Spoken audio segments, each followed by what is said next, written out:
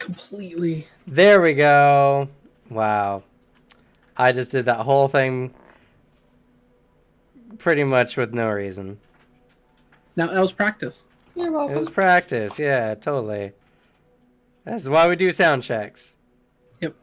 Voice mod does fucky things with your audio, so. It does. Also, I'm just dumb and sometimes forget to do things. Like turn my audio on so that the stream doesn't hear us playing Valheim while we're waiting for everyone to get together. So anyway, 2,000 views. Yeah, that's great. Cool. Also, Anima lore video series on YouTube. Go check it out. Cool. All right. Rehash done. I'm reminded of Pokemon challenges as YouTube intros, as what you just did there. Good. Then I'm on the right track, apparently. Anywho, so we're finally back after a week of not doing Cradle to Crypt. We're back. Everything hopefully is caught up. Though, it will be mentioned in... I don't know. You said the 7th to the 20th is when you're doing your finals, right? Yes, and still determining because the 7th to the 13th is more flexible, but I need to wait until like the week before until I can determine if like I need 2 weeks for this shit, because it's a fucking lot. The 7th is a Sunday, is why I ask. Yeah, it's why I even like said as much, because I would take both those weeks off, then come back on the 21st. But it's yeah, I'd taken it toll, and I might need the time. So I'll let you know. I'll give you like a week's heads up if I change it. Okay, so we'll know by next Sunday, hopefully. Yes, and if not, tune in for the Wednesday Anima game, and maybe you'll find out then. Yeah. But now that this is a bit more appropriate for the campaign, if you could divert your attention to the Anima game characters. First is the higher resolution version of Arthur. Bit better quality. One second.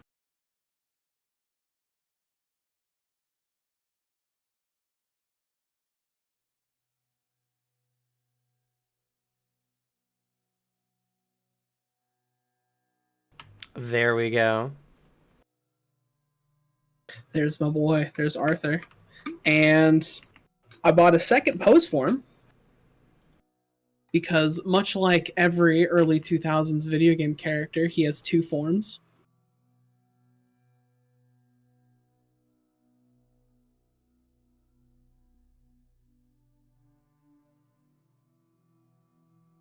And that is his angry form. It's just gun.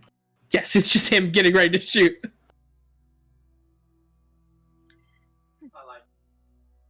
Yeah, it looks really good. I like the Devil May Cry inspired guns. Well, here's the thing about that. I initially intended, okay, yeah, I'm gonna model them after like my actual favorite handguns, the 1911s, because I think they look neat. And then I was like, okay, so for sizing scale, I think if they look like had the same size as the normal 1911, it'd look a little dumb. And so then I I looked it up. I was like, just to the artist, like One Art again. One Art is really, really good. I was like, I want them the same size as like the Devil May Cry Ebony and Ivory. And I looked it up and they're also fucking 45, like 1911s. So I was like, fucking all right. I'm not gonna look this gift horse in the mouth. He's at least he's not wielding Ebony and Ivory. I wouldn't do that. They're just too normal, like handguns. They're just bigger than regular because he thinks that makes them hit harder. Yes. Sad. Well, is it sad or is it genius? Because he's invented handguns in Anima. Because the Aquaribus doesn't look like that whatsoever. Yeah, it's like the pirate flintlock looking pistols. I don't want fucking flintlocks. I want me some 1911s because I like them in real life. Are you saying you don't want to fire once every 5 turns, Alex? Sounds horrible. So I almost did that. So he has somehow imagined these mechanically intensive guns, and it's just like, I wanted guns, and these are guns. I've heard the description of a pistol, and this is what I came up with. And people are like, I don't know what that is. Stupid. What the fuck is that? It's not an equipment. They think it's stupid. They're just like, are you a fucking genius? This looks highly intense. We just got fucking barrels of iron that shoot lead balls. What do you got here? Yeah. Prince Lucanor is just like, I would like to study that one. Bring him here. Could have been worse. I could have made them fucking 50 caliber handguns. Please imagine trying to explain to the people who tormented and tortured Dawn for years how your fake guns work, because they look super advanced, but you don't actually know the mechanics of firing them, so they're essentially like toy guns. They're essentially a really intricate frame around just like fucking energy floating around in a handgun shape. Because you're not thinking about what's inside, so you're just like, oh, I don't know. Something solid cool that I can spin around and shoot at people. There you go.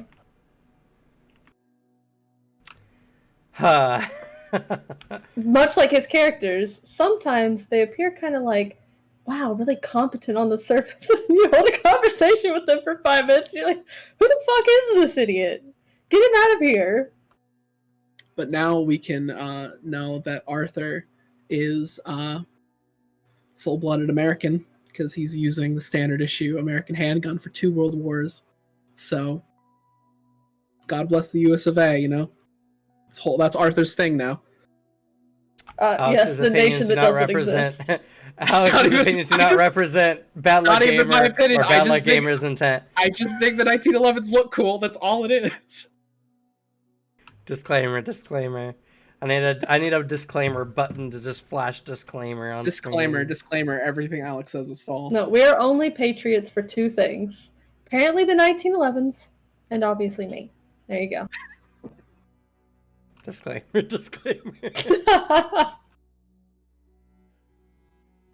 You know what? Suzanne can have a treat too. We are also patriots for Suzanne. Especially with cosplay.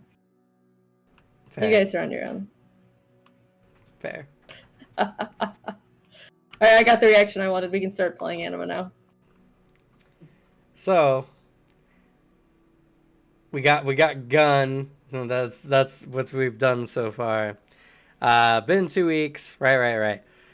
So yeah, this is also the start of my Anima lore series. The videos will be posted every Sunday, and you guys will get drip-fed Anima lore. The next video will be the Empire and a description of the Empire, and it's probably going to be a 30-minute video, which, oh no, that's going to be so long to edit. DM, where's my hand? DM, I have a question. Shut up, Alex. I have a question. What? Can you make an Anima lore video about me? No. My prior statement is correct. Shut up, Alex. Are you saying my characters aren't canon in Anima? They are. In my Anima. Then you know. Just make a disclaimer. Be like, hey, these are Alex's characters, and just have like an hour-long video talking about how cool they are. If you're gonna do that, he's gonna have to do ones for Vale. No, he doesn't have to do that for everyone else. Just me. It's cute. Let him keep thinking he's the main character. Once I'm done with all the other Anima videos, we'll start doing that. So in about 100 weeks. Yeah, in the hundreds of videos you have already planned. It's like a really short. Oh, Vale died. Oh, we died. Don't use them. Yes, you. Sorry, our internet died for like a second.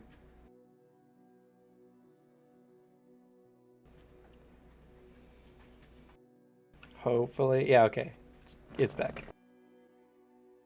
A little hiccup.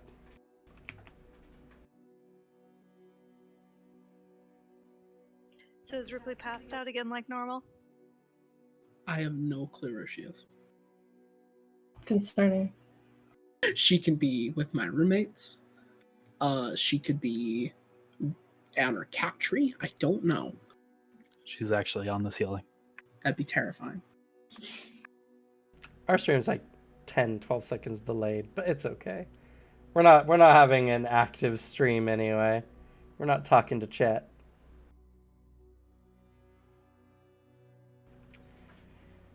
Anywho, so last where we left off, you guys have gone into, what was the name of the forest section?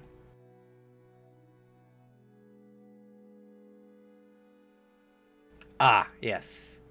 I don't think you guys were actually made privy to it. You've gone into the next layer of Gehenna, where you guys were set upon by a bunch of flaming skeletal demons and a Cerberus.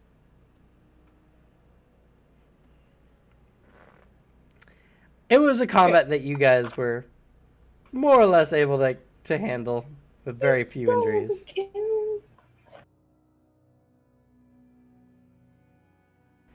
But once you guys had done that, suddenly a being of darkness with horns, kind of looking like was it Echo from the sequel prequel or the sequel to Shadow of the Colossus? What was his name? Yeah, I think it was Echo.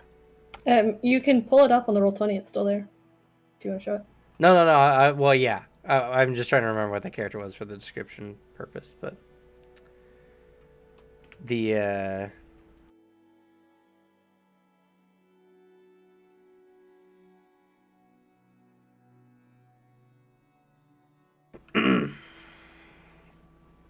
the Ahriman, the High Shadow Elemental, who has taken a liking to you guys because you guys seem to be competent in combat. Like to think so. And has offered to take you guys to his master. I feel like offered's an odd way to put a command. I mean, he is more than willing to fight you guys instead. No, nah, we don't need that one. Arthur was That just makes me also want to fight it worse. Arthur was also impacted by this being's presence, as he is his slightly higher tuned inclination towards Ki has indicated that this individual here is a particular badass. And now Arthur does not want to fuck with him. You steal all my kills, and then you tell me I can't kill this one. Yeah, because this one's worse. It's like not in a fun way. That's the best way. No. I don't want to die. Oh, come on. If you had been in the true Cerberus fight, Arthur would have been fine.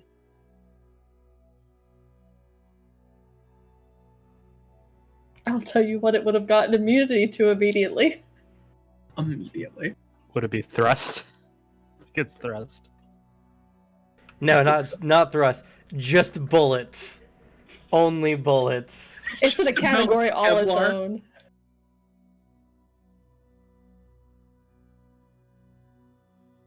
That's why you got to learn those abilities that allow you to switch your ammunition so you can go incendiary electric ammo. I could. But I could get Nemesis. So. In this house, we focus energy damage. But we're fighting like that's Kind of hard to pull up. Arthur shoots it once on its turn. We're kind of looking at it as like, oh, new shit's growing on. It's evolving. Is that a fucking vest? It's just developed. That's a great idea. I should do that. I have an ability that does that. I'll just tool it as a Kevlar vest instead of me reacting to arrows and bullets faster.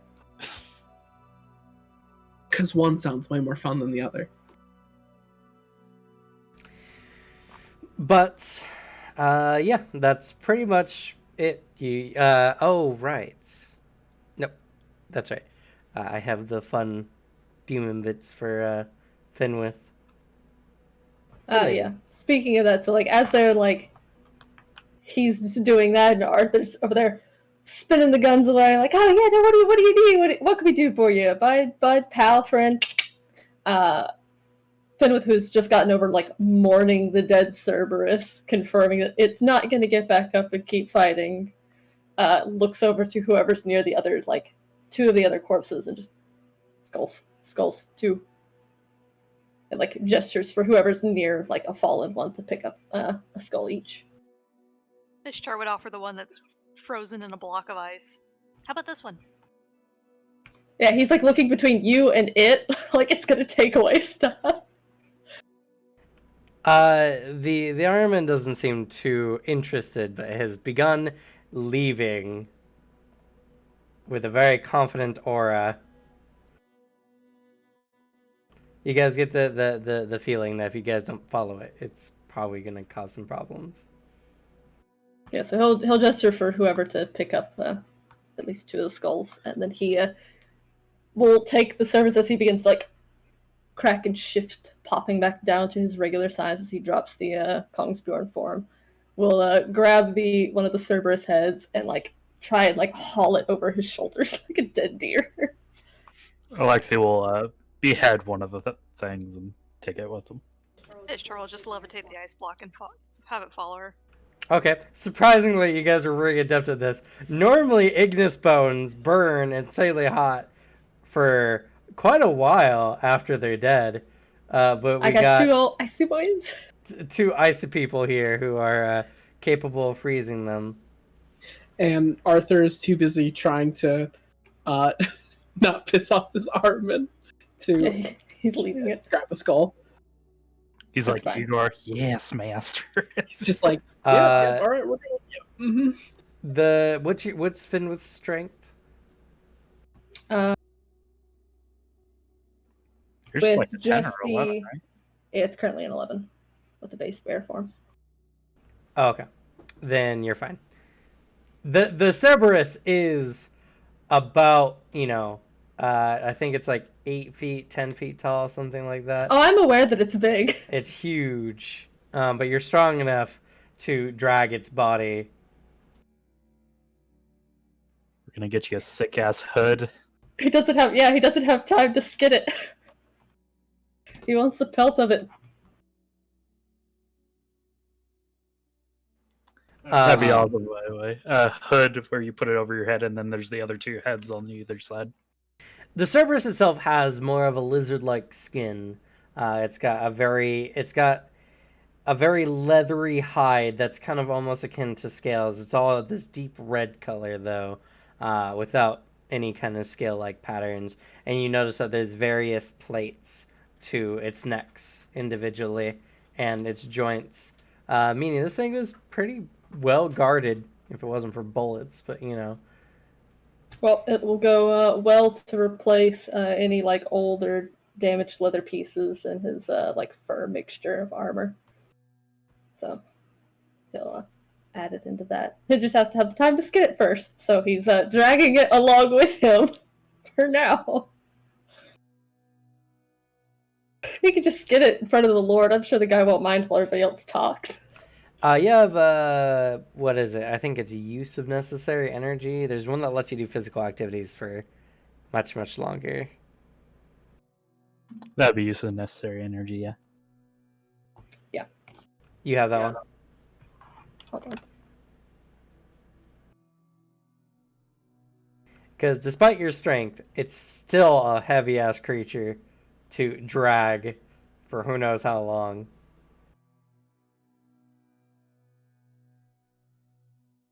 Well, if I don't, as he starts getting tired, it's just like Arthur just turns around, like, you just tried, like, not.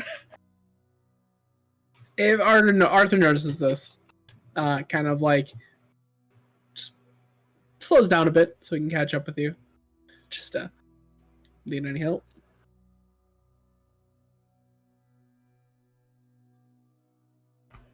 Just stops for a moment, take a breather, and just kind of like reshifts how it's like. It's literally like it's got like 2 heads over one shoulder, one over the other, and he has like both of its arms like held over top of his biceps to like drag it along.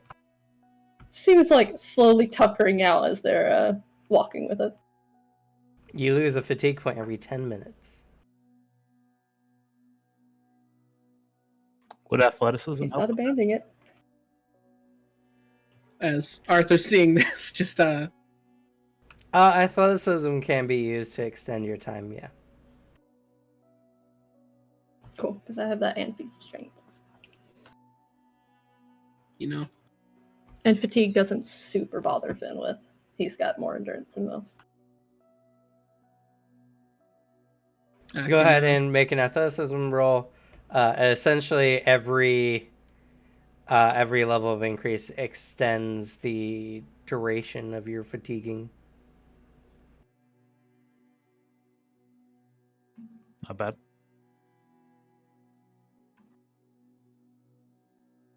Okay.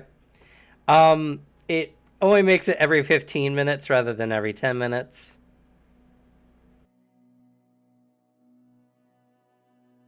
And what was Arthur doing? he's kind of like back, like seeing Finn struggle, like keeps pace a bit. Like, I could teach you something to help with that. Something I found very useful. I do have the martial knowledge if the DM will allow it. Sure.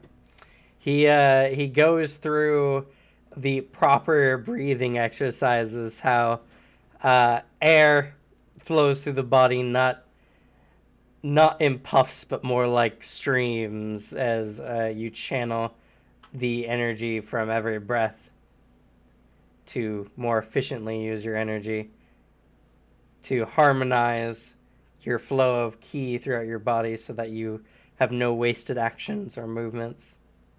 This ability was needed in Terra Santa, as gave me the ability to pretty much kill the undead all day, well into the night too. You just need How long about were you 40 guys minutes. there? 3 months. That's a lot longer than one day. Yeah, but need less food, less water, less sleep. Can trek on for much longer. All right. Yep. And believe use of necessary energy is It's the only first 10. one. Yep. Yep. And it only needs use of ki, which I already have. Yep. Okay. So yeah, as you do this, you've lost about 2 points of fatigue, as you're still doing this, focusing on what he's saying, plus going along. But due to Arthur's inexplicable mastery of ki, his description is enough for you to do this, as well as like the adrenaline of, if you don't do this, you're going to be in for a fight, and that's really exciting, but also you're trying not to fuck everyone else's day here. So it's a combination of things that allow you to master this in no time at all. So now it takes more to make him burn fatigue, and he has halved penalties for fatigue burned. Finwis is the unstoppable force. Yep. And the immovable object. Pretty much extends, so now rather than every 15 minutes, it's every 2.5 hours you'll lose a fatigue point. Christ. Oh no, Ripley's here. That means violence. But yeah, like when it starts working, he like reaches out and he like just slaps a hand on the back of Arthur. Again, forgetting he has not learned what Alexi has. It just immediately thumps him forward. Oh, sorry. Yeah, if you don't mind, further lessons, could you refrain from, smacking me across the... No, sorry. Yeah. Maybe you should, like, even if you don't need more food, maybe you should tuck in a bit more. Kind of strong. I'll consider it. By this point as well, Readjust. Richard has removed his death cloak and has put the stone back away.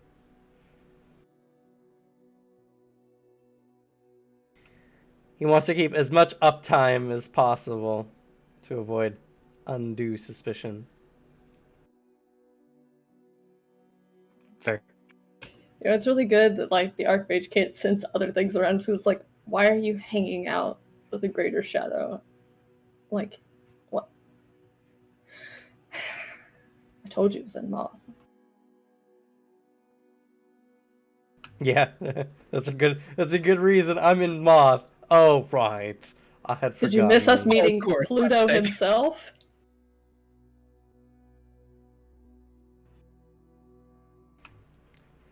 Now at that point, you guys were in the wake at that point. Fair. I do like that whole idea of the call. Like, we've noticed a lot of discrepancies, Richard, with our agreement. I've been in the wake, in the Kenna Forest. Oh, okay, never mind. Of course. Yeah, That- makes sense. that makes tracks. sense. Maybe you should consider not being there. Working on it. Working on it. But as you guys traverse through the forest, as it has kind of regained some of the more limbo-esque features, the greasy black grass and the dead-looking trees and the thick, waxy black leaves, you guys eventually get to what appears to be an old ruin by the side of what looks to be an ancient path that kind of carved through the area. This ruin doesn't look like much. Maybe a wayward shrine to whatever paganistic deity had laid here well before. But as the Shadow Elemental and the Anima stands in front of it, it turns and begins to almost incantate. But for Ishtar, who can sense magic, doesn't seem to be building magic of any variety, or at least nothing that you can sense, if they are.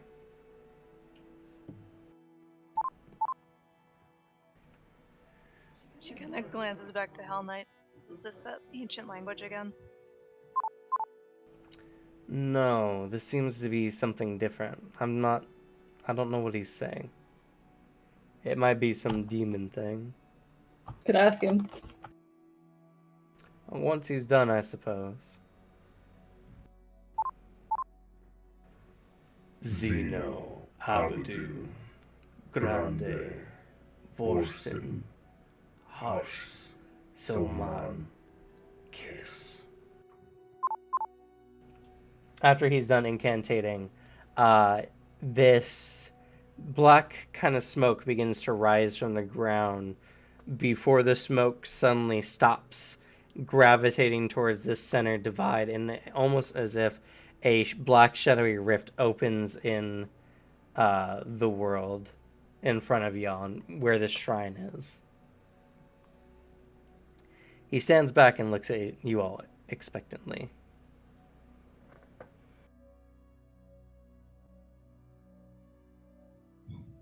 Before she takes a step forward, Ishtar is going to take a moment and see if the sword's responding, kind of how, or if it responds any similarly to like it did with Pluto. No, in fact, quite the opposite. It has become louder. And it seems like it's flashing you danger signs. This individual, whomever they are, does not seem to be an ally of the sword. So, in we go? Guess so. This isn't gonna, like, disappear or anything, right? He kind of, like, tugs at one of the heads. The Ironman doesn't seem to make any special indication.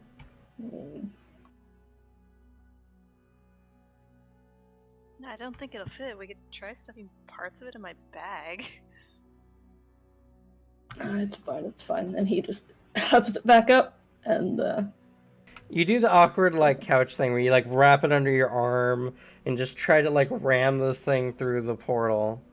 Who wants to go in first? I guess he'll shuck it in first and go and follow. Okay. Just worried about the squishies going first. You get it, and as it enters in, once it gets past a certain depth of this black rift, it just disappears. And as you kind of shump the whole thing, its legs kind of ragdolling in, it disappears. It's after it. You go after it, and as you do so, you feel yourself suddenly pressed and condensed, as if your whole body is being shoved through this crevice. It's not uncomfortable nor painful, but you can feel your body condensed and crushed in space. And all around you is this almost slimy darkness. It's not tangibly slimy, but it runs off the skin as if it was some kind of liquid dark. And he's immediately deeply uncomfortable and holding his breath.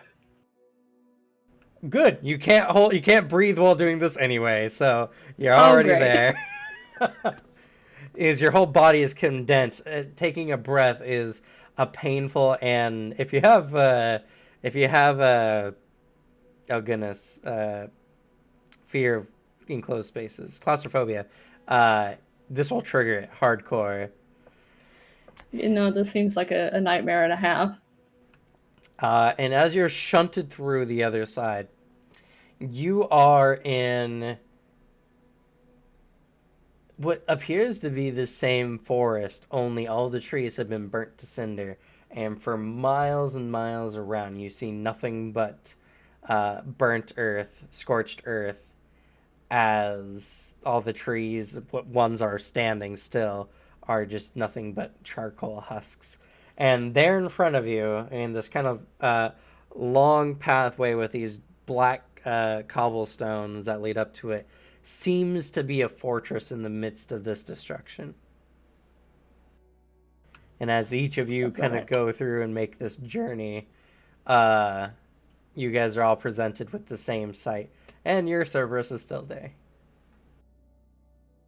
Protectively gathers it back up. I would love to have seen that from the other side, where it's just like, so it, like, just falls through the portal. So, did we go, like, to or from the wake? Because I feel like that's what happened here. Richard comes up and he's just like, oh, I don't know. Take a guess. I'm curious. Well, see, I'd say, because everything's on fire, it's the wake.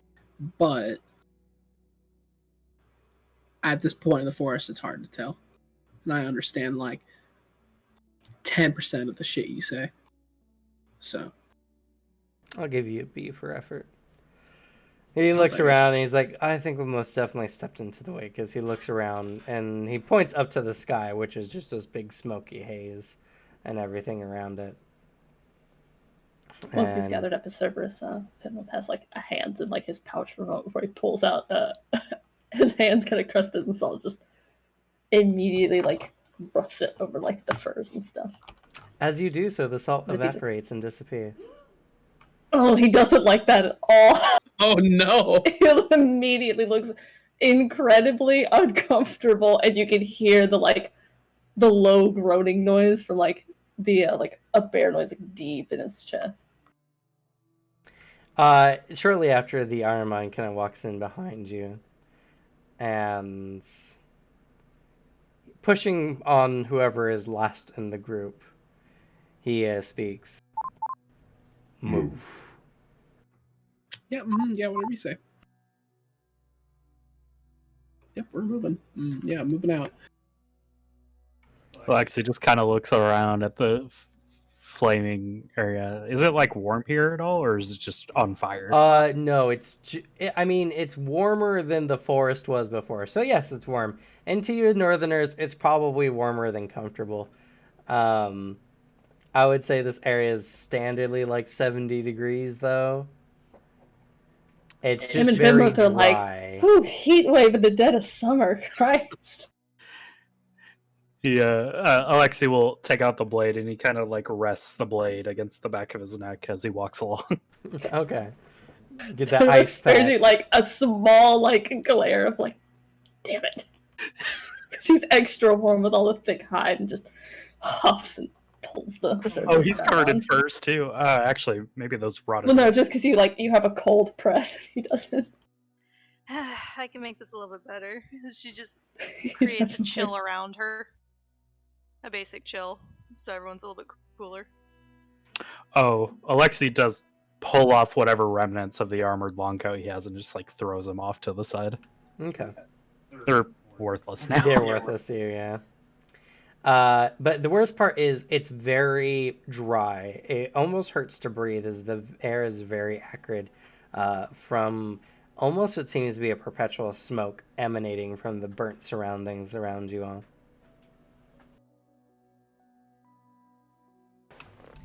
As you look around in the skies, there's just this roiling clouds of smoke that extends for miles and miles and miles. And this, it seems like you guys are just in the midst of if the forest had been decimated by like a meteorite long ago or something.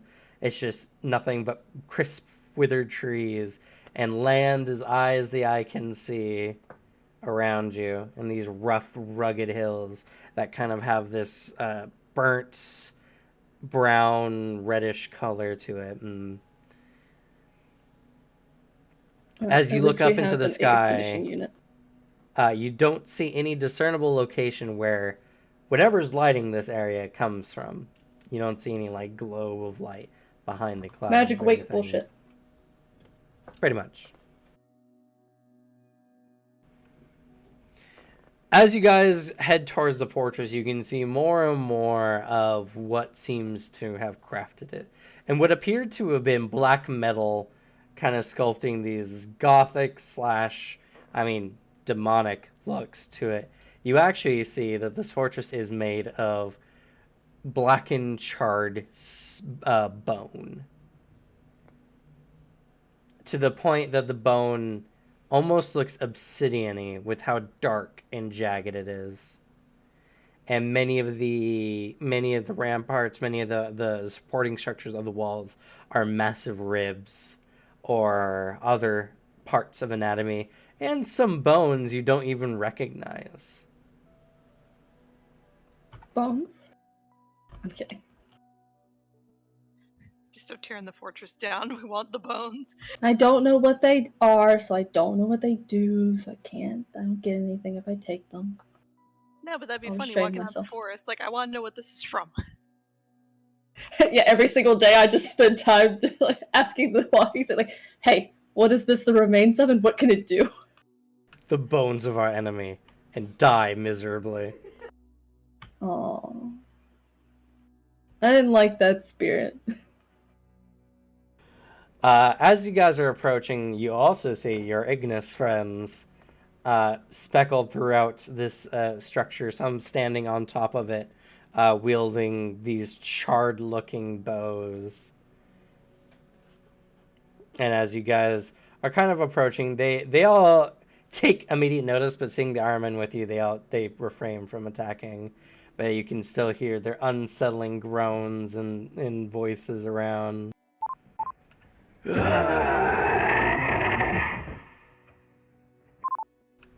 Guns are cooler. You can take. As you guys enter in through the center of the gates and leading up to the large structure in the center, it has almost an Aztec-y kind of feel to it. Granted, all made of bone and macabre working. It's got that layered, like, square-looking pyramid appearance to it. My kind of party.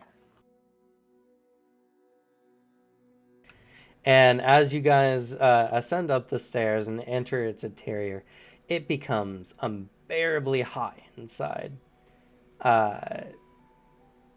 This counts as extreme heat, for those of you who might have a weakness to that. I would have if I hadn't bought it off this level, so I'm good. Excellent timing.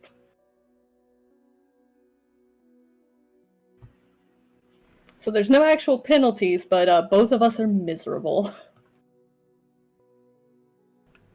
Well, there's the standard penalties for extreme heat. Well, I mean, like the extra. There's nothing special in that Yeah, you weird don't have from your up north. additional. I guess, do you guys both buy it off? I didn't have it. Oh, I thought you had it. Nope.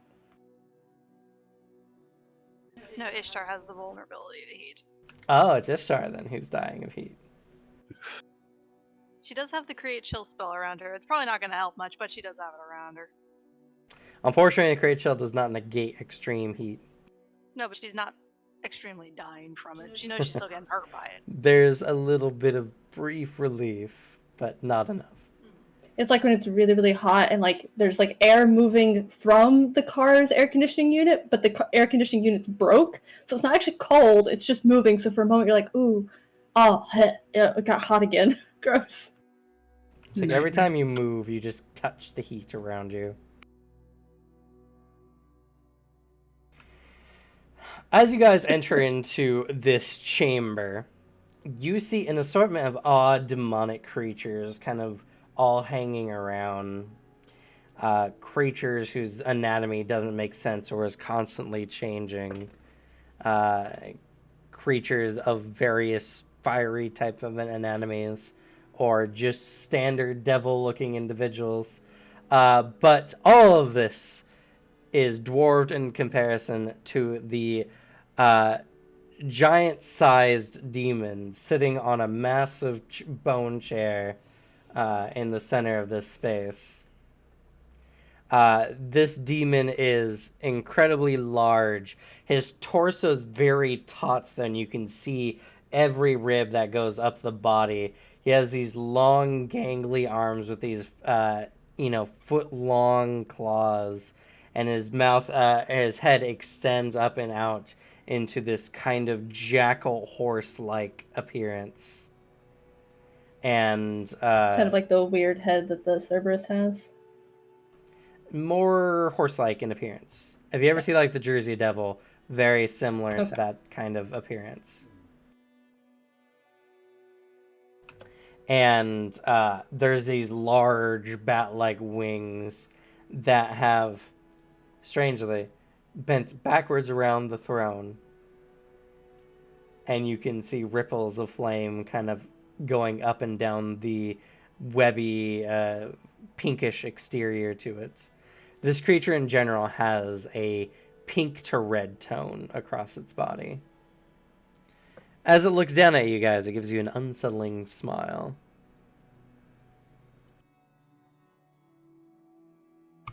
Alright, firebarks didn't help that much. And as it speaks to you all, you guys can hear what it's actually saying, but it translates in your mind somehow, for some reason.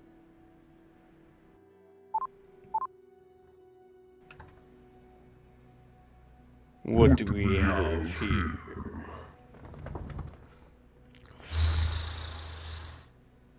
Mortals, for the first time in over a century.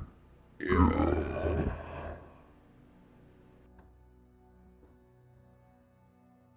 Just out of curiosity, what's Hell Knight's reaction to this thing? He's got his normal I don't fucking care attitude. What's he gonna do? Kill him? Okay. I mean, he's just hot, and that's kind of like he's pulled his tie down. He's trying desperately not to sweat through his material. I have to say, by the way, Fenwith is really sweaty up until this point. You've been dragging the Cerberus for a while, and the Cerberus is just a hot thing in general to carry. Its body temperature is well past feverish. So. And I added a note. I checked back and I had done the Gestalt mixed with the Kongsbjorn, not the regular bear in Kongsbjorn. So I have a strength of 10. But I have the, it still fire mostly damage reduction. suffices. Yeah. But anyway, it looks at you all closely, leaning forward and eyeing you each directly. He like before, half drops the Cerberus.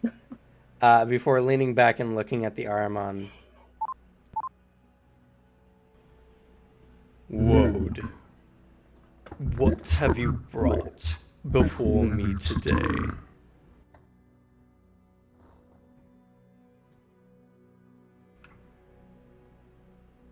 mortals, ones who are less pitiful.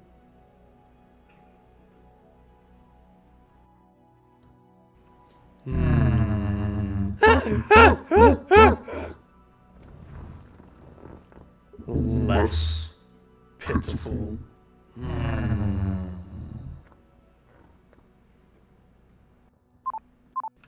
Leaning in, he inspects you all again. He sits back, looking satisfied with himself, before speaking again. So, what do you all seek?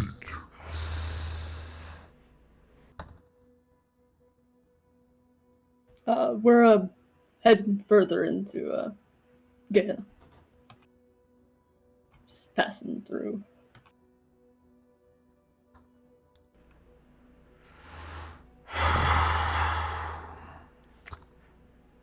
That's not what I asked. What do you want? I didn't ask what you are doing.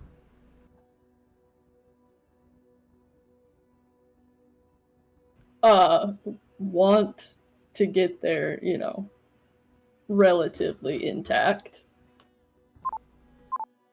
Richard speaks up. Well, he speaks closely. I think he wants to know where we're going. Sorry. We're looking for the First Lord.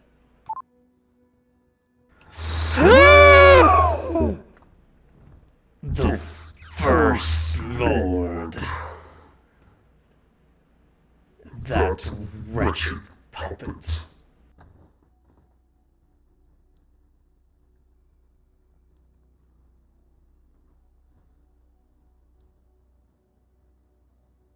No, haven't met him yet.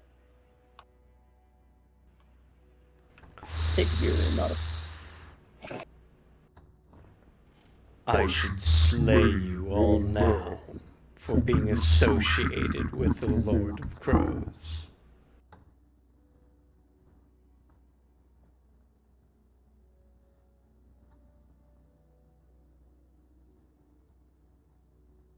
You can see Fitwith trying not to say but immediately.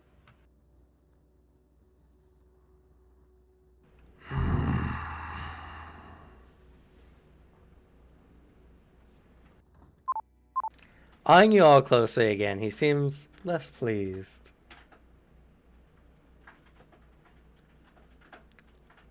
Before leaning back and thinking. Taking a long talon and lightly itching its chin.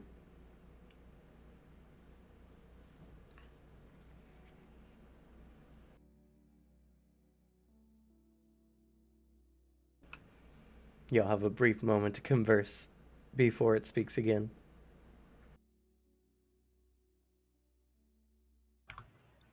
How the hell are we getting back? Everybody just looks at fucking Hell Knight immediately. I don't like this. I don't like this. As he still has his key up, and I assume his key detection, because he always has it up. And I assume what he's sensing is terrifying. For the most part. A lot of it is hard. You've never been subjected to this type of life force before. And while it was easy enough to just write it off as demonic, and considering it an enemy, upon closer inspection of the general flow of ki of these demonic entities or dark entities, you just get this sickening feeling. Ki itself is generally neutral. Whether an individual is good or bad, what they do with their key or whatever doesn't really much reflect on the key itself. It's just a tool. These things have what feels like a corrosive or acrid, like their key represents the area around them in a sense. It's kind of just dark and messy, and considering that it's considered life force, these things are just made of something wholly different than you're used to. Oh no, Arthur, they're toxic. They're gonna get canceled on Twitter. To cut them out of my life. I'm gonna shoot them, but sure. Alexei does lean down to Hell Knight, though.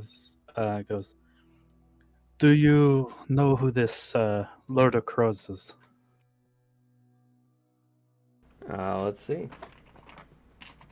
It's not typically his area, but he does have a really high... I could roll a history, I guess. I History... don't think that would be something you would know. Probably Sure not. Ishtar could try a cult. Maybe it's something she heard in passing. Sure. Richard knows a little bit. He's like, I've heard it mentioned in texts before. I think it's an associate or one of the members of the Lords of Shadows, the highest forms of dark elementals. There's something about his various associations, but nothing has ever been so clear. But then again, I'm not very much an acolyte of looking into elementals or anything that doesn't relate to necromancy. So is the Lord of the Crows something different than the First Lord? I would wager so. Alright. There's too many lords. Also, I'd really rather not fight the guy. Yeah. It's really, really hot here. And I still got all this to deal with. Well, then I guess we better broker some kind of favor. Oh, no more deals. It's too hard to think. Not sure if it's higher than Hell Knights, but Ishtar got a 93 on occult. No. Not even close. I didn't expect it to be. You've never heard of the Lord of Crows. Darn sheltered life. Arthur can just think of those nasty crows in the forest. To be fair, it's just really obscure information, too. Nobody willing wants to go into the fucking Gehenna forest and get information. Hell Knight has a 180 occult roll, plus whatever I roll, and he still didn't get exact information on it. It's It was worth a almost shot. my notice skill. The only thing I have is that's high. But anyway, but you guys have yeah, a brief moment before he speaks again. So you want a game rather plan? we not fuck around here. The key here is I can only describe as evil. Alright, well, the other one thinks we're interested, so maybe we can, I don't know, do something that... I don't know. It's pointless. I don't know what they want. But the deals, yeah. You just do one of those. I don't know. No Pluto Souls nonsense again, though. Yeah, I don't want to get a chance to lose my soul.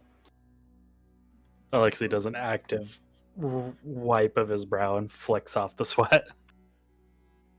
Careful, Ishtar, you might get the splash, though. You kidding? Ishtar's just constant sweat. She already looks soaked from how much she's sweating. She looks very uncomfortable. Arthur is heavily considering developing some key thing of not being hot anymore. Just like he did for cold. Yeah, he's like, I could. Is there any mention of this creature, Hell Knight? Which one? The one on the big fucking throne. Yeah. I don't know. It's a demon of some variety. They take a lot of shapes. It wasn't mentioned in the book. Which book? Whatever you read that told us about the several layers. Oh, right. That one. I'm sorry. We're in a slightly stressful situation here. I couldn't fucking tell. Let's see. This is Era, the Zone of Wrath. Bring down the hostility despite the name of the place, please. We're just gonna heat up more. Anyway, what did it say?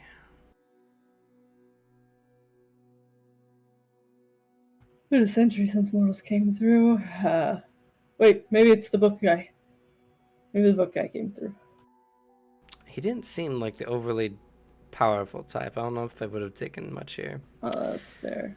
Let's see. Yes, Ira, the Circle of Hell. I had 3 rings. It was the home of murderers, assassins, and something. Anyway, there's some mention of river boiling blood and fire, harpy-like beings, and goodness, a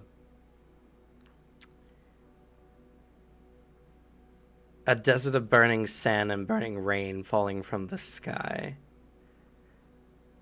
It was the home of those who died violently, who were affronted to God, so suicide and the like. I remember there's something about being some kind of fighting or war going on, but I don't remember much. Seemingly, we have matched their whatever the author got to, anyway.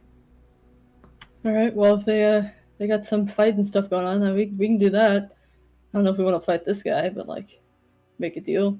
Yeah. Fought something and we're interested enough to get let in. Might as well do the same to get out. Well, that would be fitting, wouldn't it? Who should be the spokesperson? Oh, you're smart, but like, man, you keep putting a lot on the line, but like, not a whole lot of like response. You need to talk to somebody. Well, it's definitely not any of you. That's rude. I'm a good listener. For the current situation, I'll hold my tongue. Anyway, I don't think I, ooze this combativeness. Yeah, no, you don't. I can take you even like this. Easy. I guess,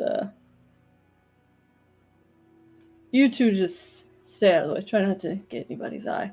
Gestures to the two casters. Kind of might not be as she looks at the other creatures in the hall. I mean, Alexa, you're persuasive, Tap, right? Because, like, I'm up for a fight, kinda. I'm good at it, but, this whole situation's, kind of hurt that.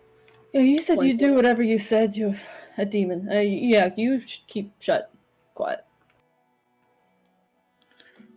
Are you, you seem tense. Are you okay, Arthur? Immensely tense. Really fucking tense.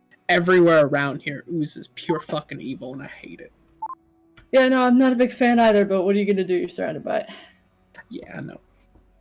No, he just like pats you on top of the head lightly. He has to like shift the Cerberus to like the other shoulder.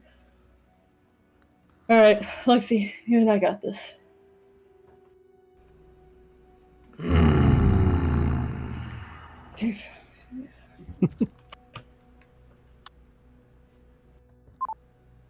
He looks to you all. And eyes you all carefully. He seems to have been deep in thoughts before he speaks again. What do you know of the Circle of Astaroth? What's the Hell Knight? He gives you a big shrug. Probably not something up Ishtar's Avenue. Not too much. Take it we haven't gotten there yet. What do you know of war? Of war? Oh, and in it. Yes. Okay. Well, a bunch of fights with purpose. Not much matter to the people who die in it, though. Too philosophical. He shrugs. Go where you're told. Do what you gotta. That I agree with. It was the same answer. I just changed the wording of it. Hell Knight's just like, impressive. Still Alexi. Alexi just smiles, shakes his head.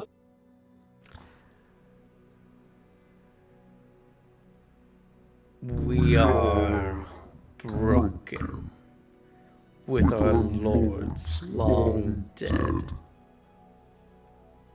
So it is up to the princes to settle this war.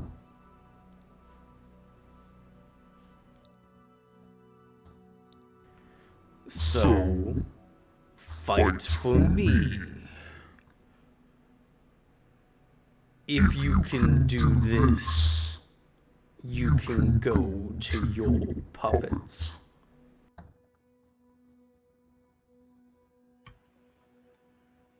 What's the specific goal? Fighting for you. To claim dominion of the Circle of Astaroth.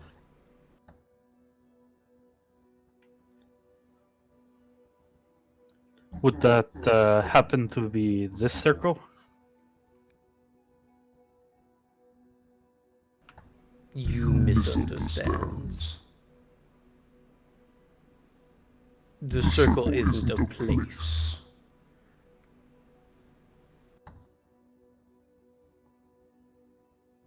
God, Hell Knight could have told us as much.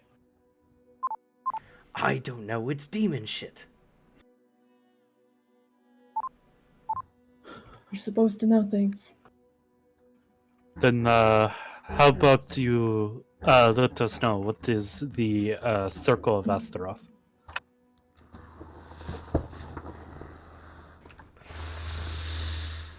What are we killing that sets the deal, huh? Well, first, the Circle of Astaroth is for those who were led by the dark gods to claim dominion of our demonic hierarchy.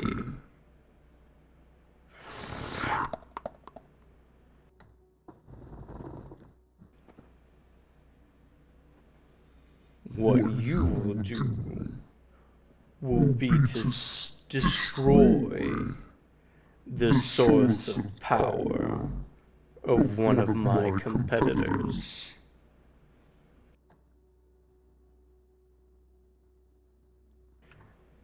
Demon princes cannot be slain if they are still bound by their chain.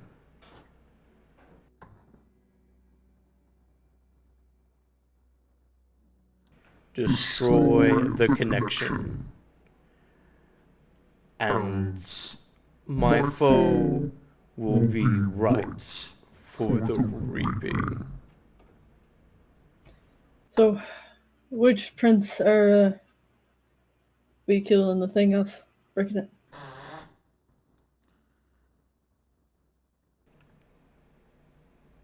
You'll be going to the land of blighted obsidian to destroy the connection of Horcrux.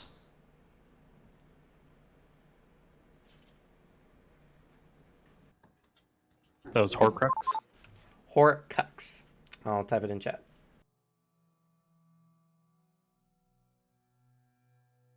Gosh, Tim, watch the slurs.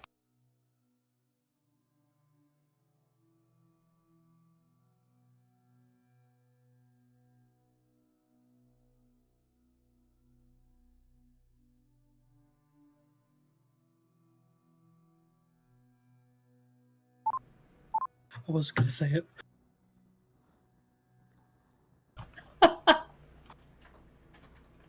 Do this, and you'll be set free. Right, yep, break a thing. Kill probably a bunch of demons guarding it. Oh, maybe we'll get some more cool pieces. He immediately has like a bit more energy and life to it with the time.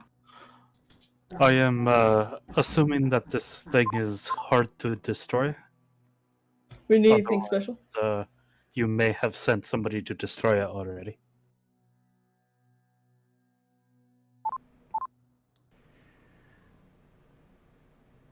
They are expecting demons, not mortals.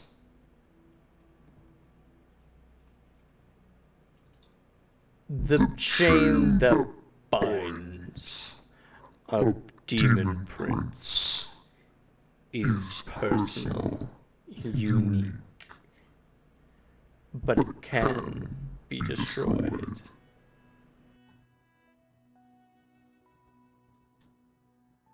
Oh, we had to find something we haven't been able to break hitting it hard enough. Sounds fine.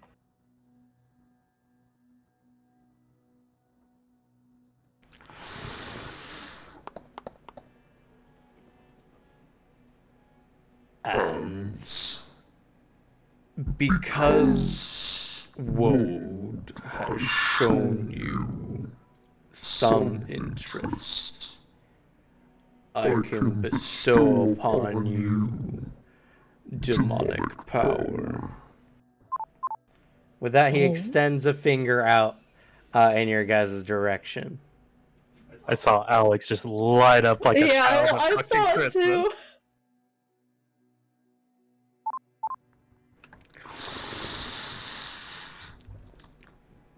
Pick who will bear my gift. Well, I'm gonna already be stealing it from the, he kind of, like, reaches over and, like, pinks the, like, skull that's, floating. I don't know if it'll help with your gun thing, so it might be lost on you. Oh, don't say that. Like... Well, no, if it requires getting up close and hitting something real hard, then it's gotta go to Alexia. You shoot stuff with your key. You're tearing Alex apart. I know. Please. The punishment for your build. Demon power, please. You already were a demon. I know, but... Your gifts. Do you know who it would best be suited for? Feel like a good fight, yeah?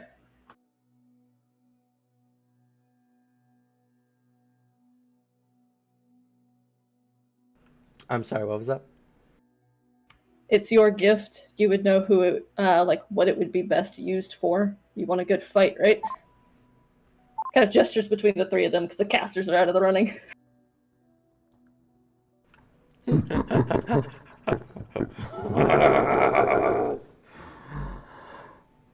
Demonic power is only for destruction. Oh, God.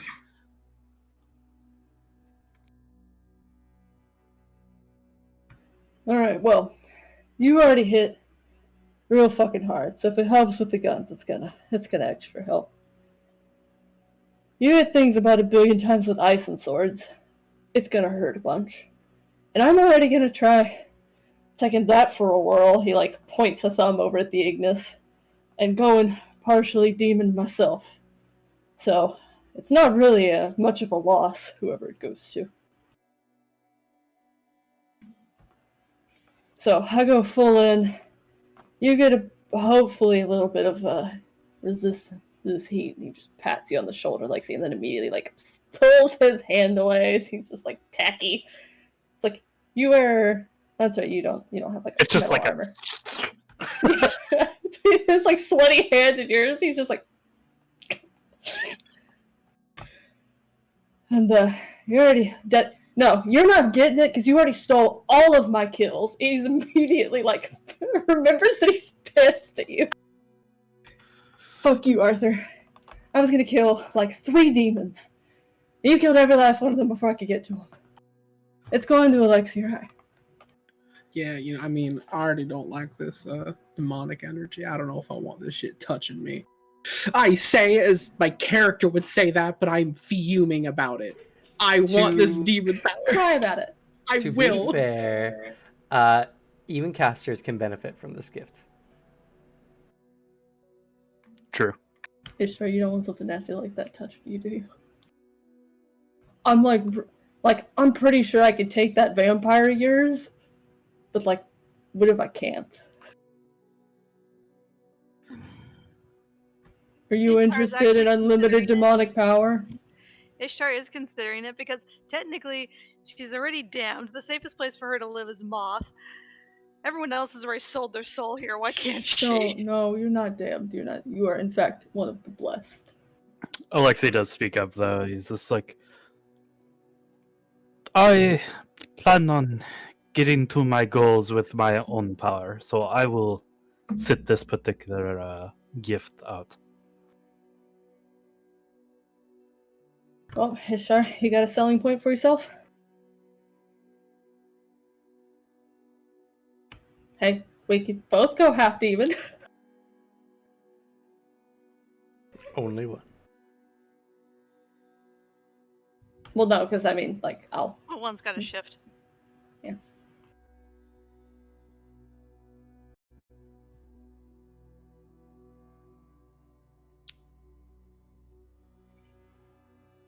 Ah, shit, I keep You be forgetting the his name. character I spiel. keep forgetting his name. What was the NPC's name? The Constantine one.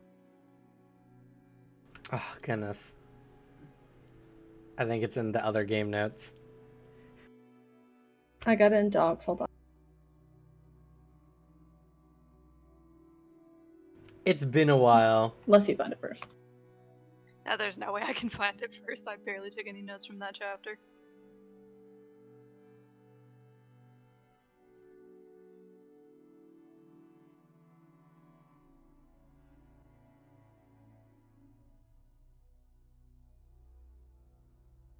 Memphis. Ah, right. Memphis.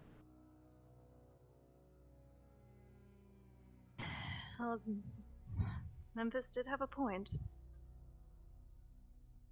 Soul's already technically damned to hell. Might as well make them fight over the paperwork. He tilts his head. He's like, "You haven't made deals with demons before, have you? I mean, besides the." I have oh, not. sorry. We met someone that made multiple. No, why are you damned though? Like, you're like this big. He holds a hand out directly above your hand as if everybody can't see how big you are.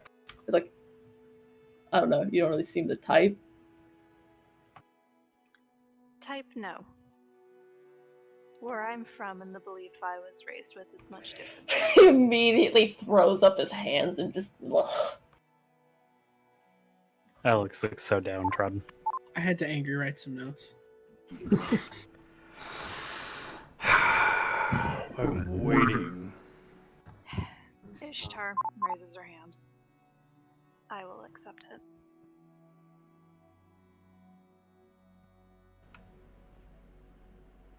Okay. No one else has anything to say about it. Hell Knight's gonna not stick his Not hand up in-game. for this. Not Finn in would game, like immediately though has like his arms crossed and just huffs at you. Obviously, well, I mean he like goes across his arms. The service begins to slip, and he immediately has to grab it and back up. And just, I don't know where you're from, but we need to have a talk about how people are dumb and stupid, and you shouldn't listen to what they say. Enough talk! He reaches out his claw as it extends and goes in front of Ishtar's chest before subtly sinking into the skin. There's some drips of blood that kind of emanate through the clothing, and you can feel it running down your body, and it's nice and hot as it's being heated by the body. It's a searing white hot that you know is painful, but at the same time, it's not excruciating. It's almost like the body's too in shock to register it. And you gain the following powers. Jesus Christ.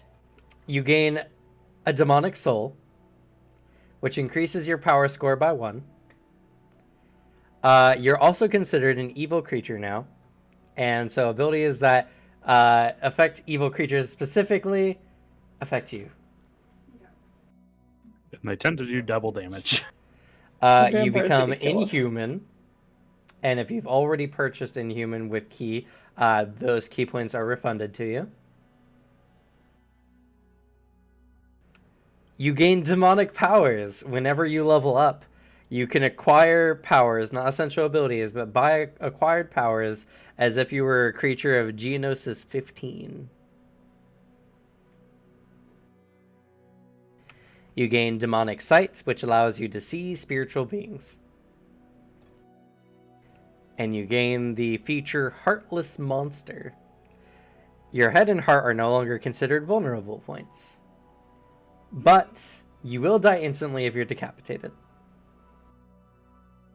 As most do.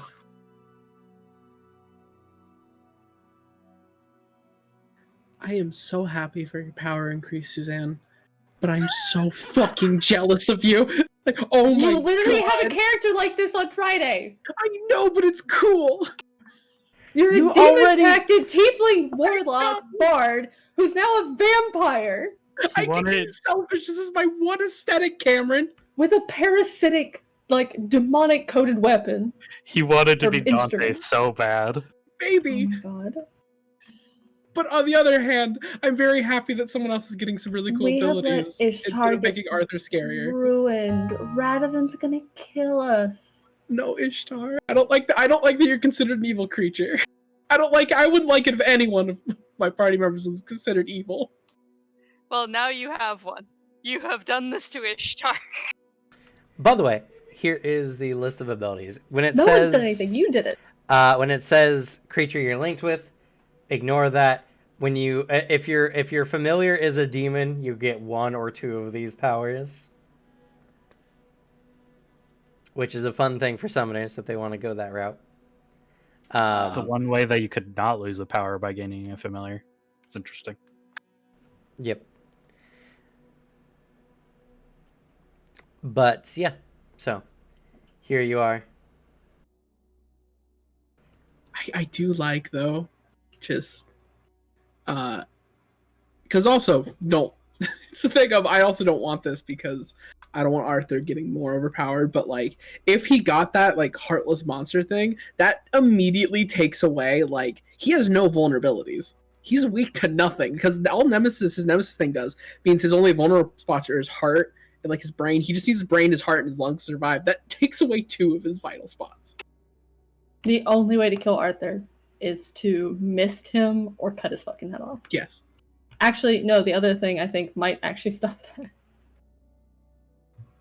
Yeah, it's but weird because it would just grow back, or it doesn't count as decapitating because then he just has an energy body. But it's weird. I don't know. Either way, you have not become even more grossly overpowered. You can make a pact on your own time with something. Yes, but God, I don't like some of those abilities. I am worried of what Radavan's gonna say. Suzanne, I'm so upset I let you do this to Ishtar. Not that Finn or Alexi didn't get it, but that you have ruined Ishtar. Radavan's Ishtar gonna kill us. knew she was not going to come out of this forest unscathed. You could have though. You've done so far.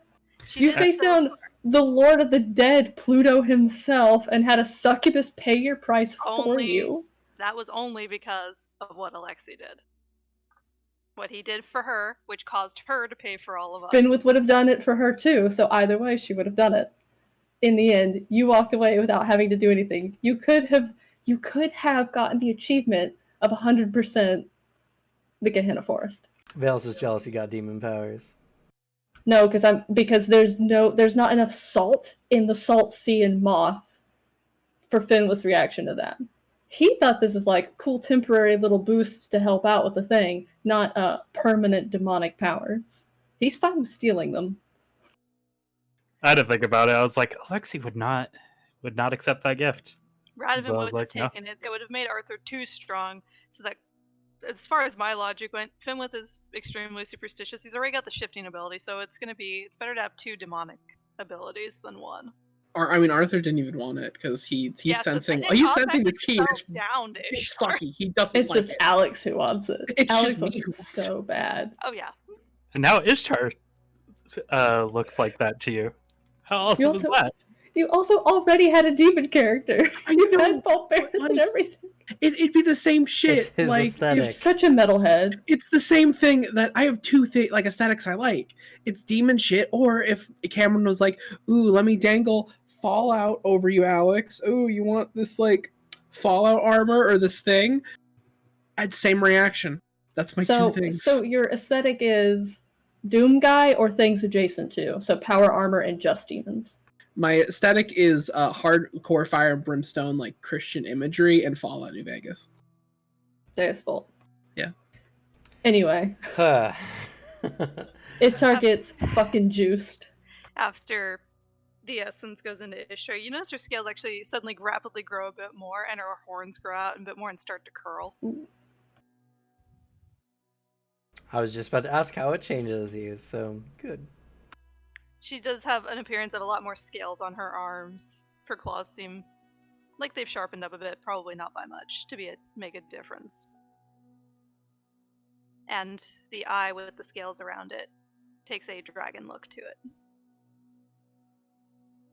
it. Do I sense that like demonic key like feeling on Ishtar now? Loosely. It's very light. It's like somebody left a grease stain on her key. It's as if someone had spilled oil into a river. Okay. The river is still much itself, but the darkness spreading through it to something that's obviously visible.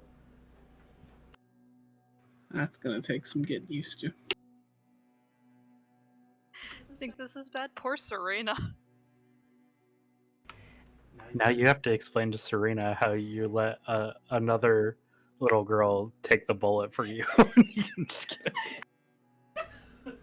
Anywho, as he pulls his claw out, your body lifts up as it's stuck on the tip of the nail just slightly before you're dropped to the ground, and he pulls back.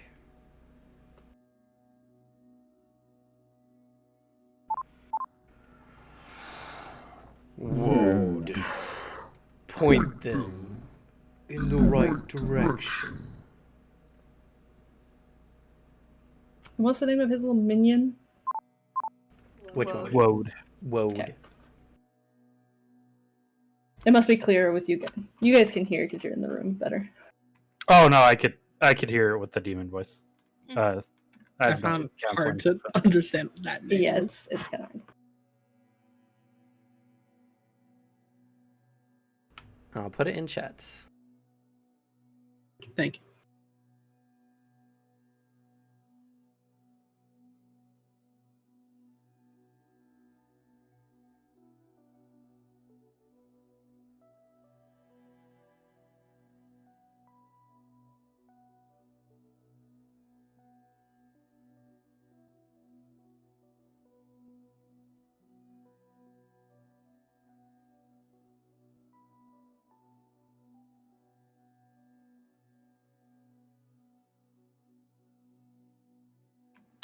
So close.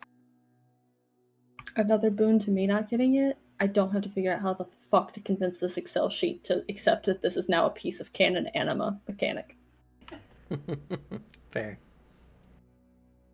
Be a fucking nightmare. This first lore better be fucking worth it, because she just took a risk for Radovan. Two different parties going, for Radovan, for a fight, for a fight. As you guys are heading out, you guys watch as there's demons all around watching you all with interest. One green-looking beast grabbing its horn and kind of spinning its head all the way around as another arm comes and grips the horn, pulling it in a full 360. Hey, we saw one of those in the last campaign. It's a Chaos Baroque one? demon. Yeah, it's the big green one, right? That does like the chaos aura. Yes. At this time, do we see like one of the flying demons just go and sucked out of the world? No. No, there's like they're conspicuously not standing next to it. The demons give it a birth. No, but you can see Finwood's like moment of like, I want to tear a piece of it. He's already got the Cerberus and the Ignite. With Ignis. this game site, There's two of does them. anything else in the room appear now that yeah. Ishtar can see additional stuff? Very loosely, you see that this entire structure has what appears to be spiritual bones kind of latticed over top, making a weird foundations on the ceiling. And as you guys leave outside, you see what appears to be some spiritual bird-like entity, though that's very loosely put, as its beak extended out long, has more of a horse look to it, and its eyes are massive, taking up more of the skull than you would think would be possible, as it's just sitting there, looming overhead of this fortress. Thanks, we hate it. Good. And Woad is leading us right now, right? Woad is leading you all. Yes. Okay. So, how far's the trip?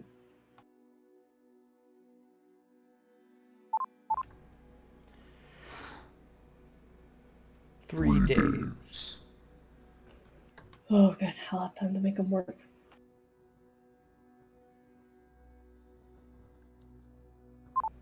He stops for a moment as you guys have kind of left the fortress and looks at you all. You mortals need to sleep, right? Yes. Some. Yeah. Some. I believe that one there only needs 45 minutes, yes? None. But anymore. Oh, that's right. Oh, that's right. Yeah, you took tireless. The rest do, though. No, he didn't take tireless. He took the It's a nemesis thing. Nemesis. require no, like food, water. Body of emptiness, I think is what it's called. I mean, One with yes. emptiness, something like that. Yeah. some emptiness thing, but that's like all of them. Some edgy fucking title. Yeah. It's no needs, but It's No, Anima. okay.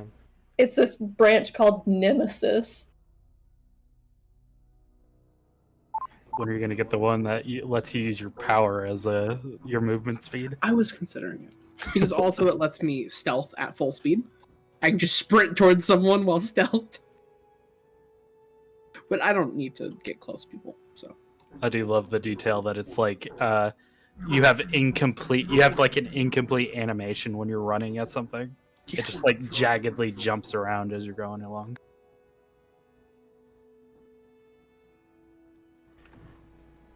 Fine. Though. He looks out over the vast, arid landscape around you all. I don't think you'll be getting much of that here.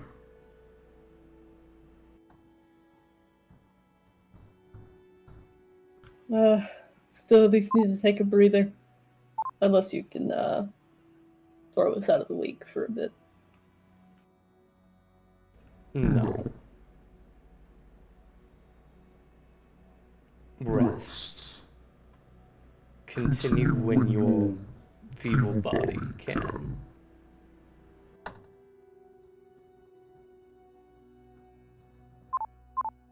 Just stand there.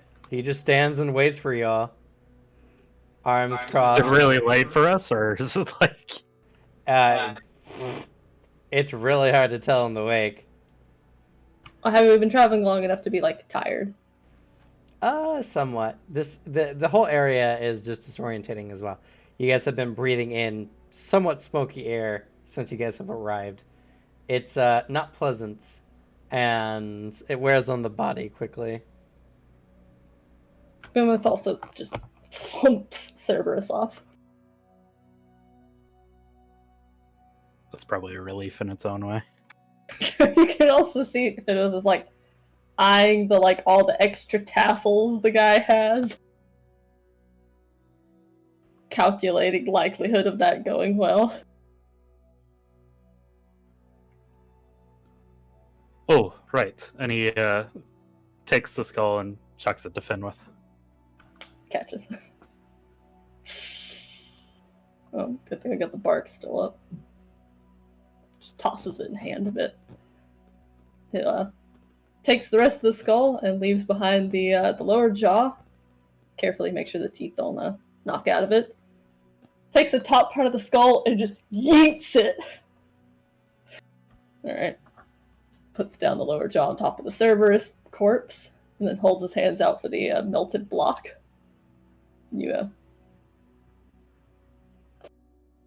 She floats it over to you, and as she places it in your hand, it just melts. Takes the other one, kind of like sucks it upwards, and then boom!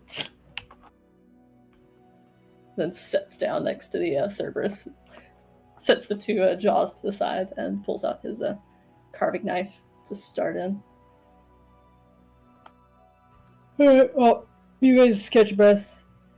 Relax for a bit. Looks around at how unrelaxing it is. Shrugs.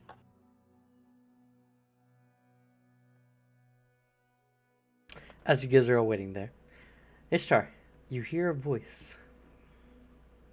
Yay. Is this like the voice from the sword, or is this different?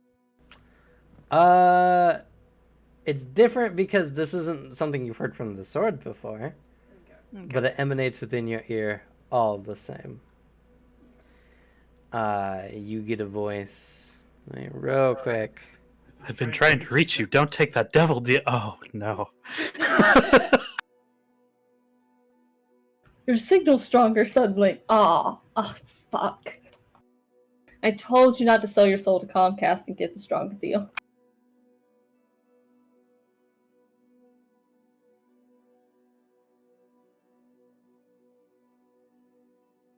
God, Alex copied me? I don't know. I need water.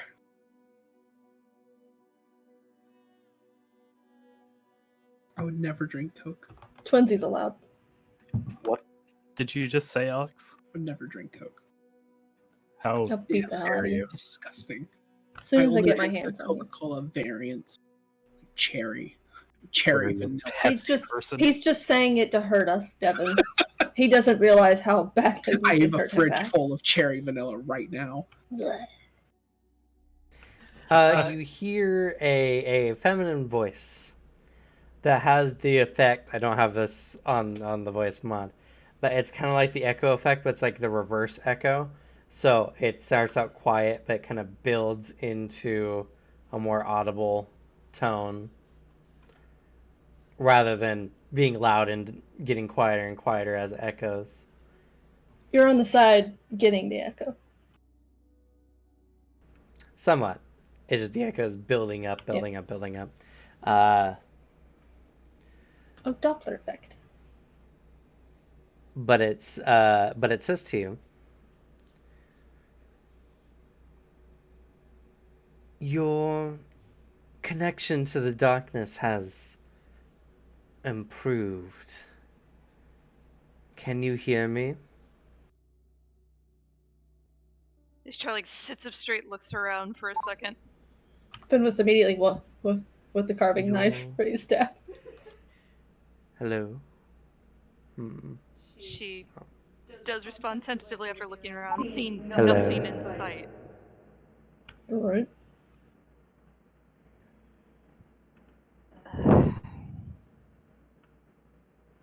For the duration of whatever conversation is about to unfold, she has this perplexed look as she's just staring at the ground. Can you hear me? Yes, I can hear you.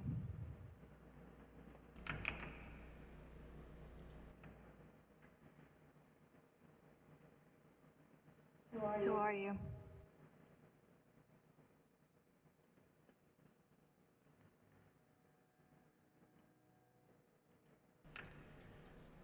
My name is Davenal Nux.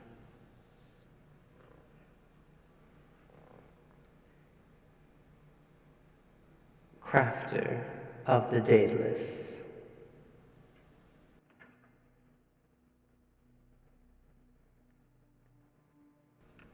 Within this sword, I have put a small fragment of my soul.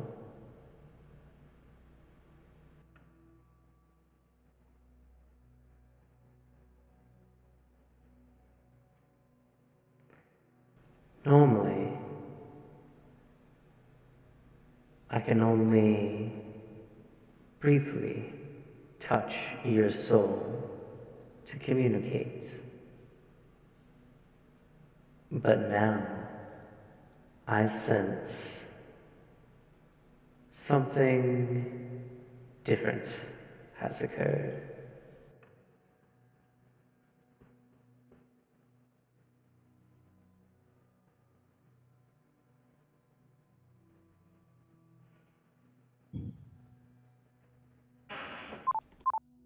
I'll go ahead and put the name in the chats. Thank you, because I'm really worried I spelled that wrong.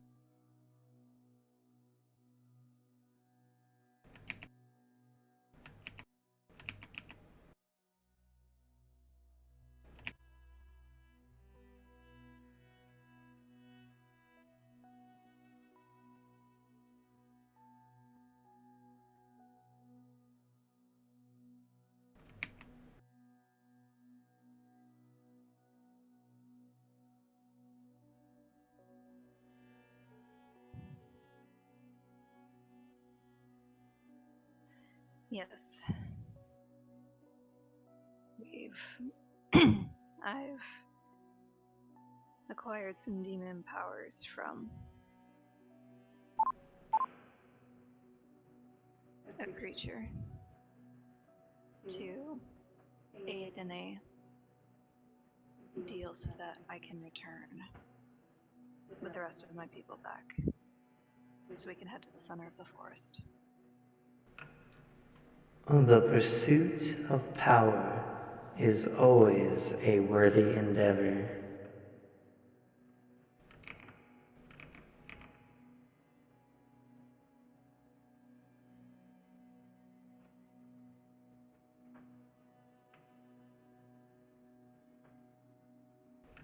So,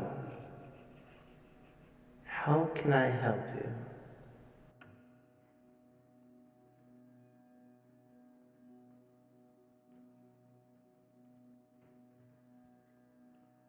The demon mentioned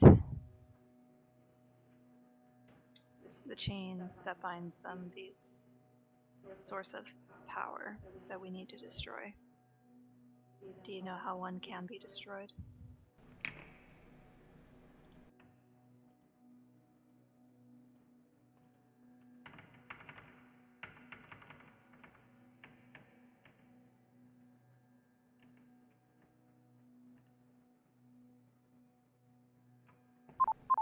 One second.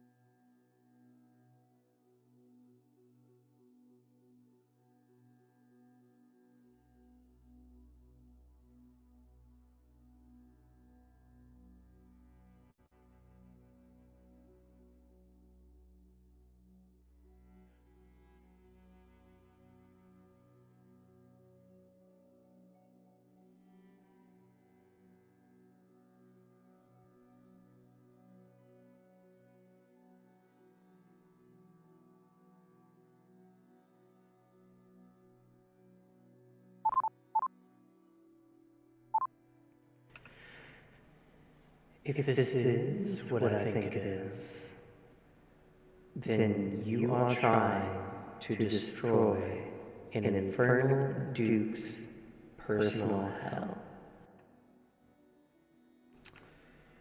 Through its demonic power, a duke can convert a sight imbued with negative feelings into its particular hell.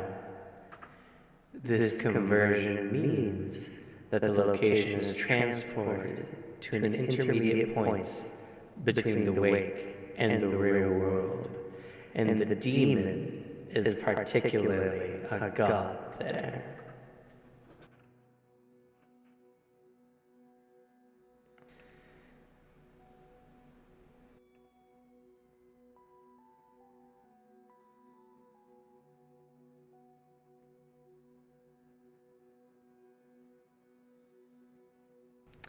These hells are tied to an object or person, which is referred to as the Great Condemned, somewhere inside their hell.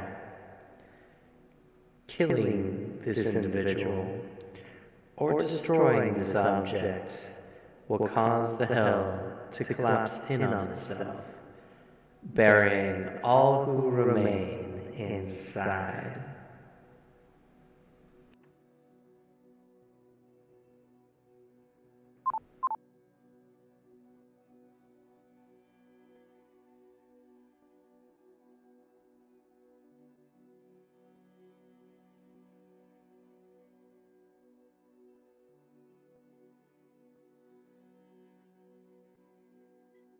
And the only place to destroy it is in there. Correct.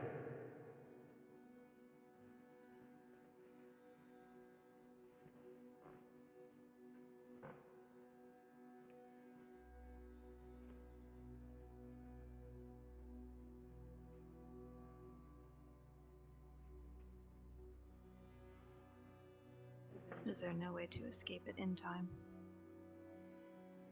Before the world collapses?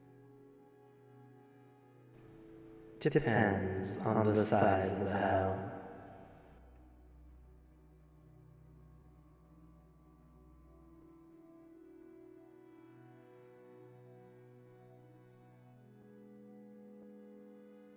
Do you know anything about the war with these infernal dukes?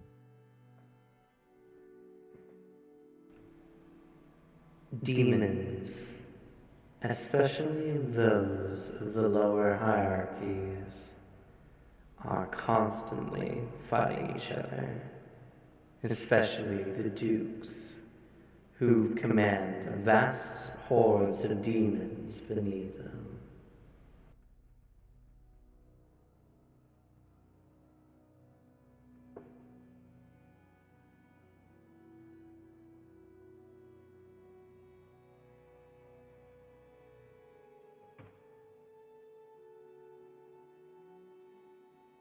How does one enter this duke's personal hell?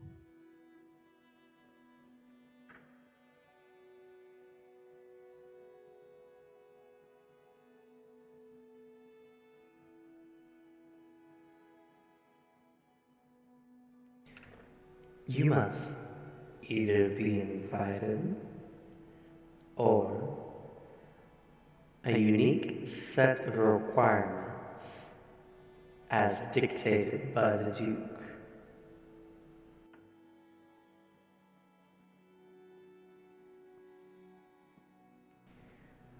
When that shadow elemental spoke those words before, that was the requirement to enter this Duke's domain.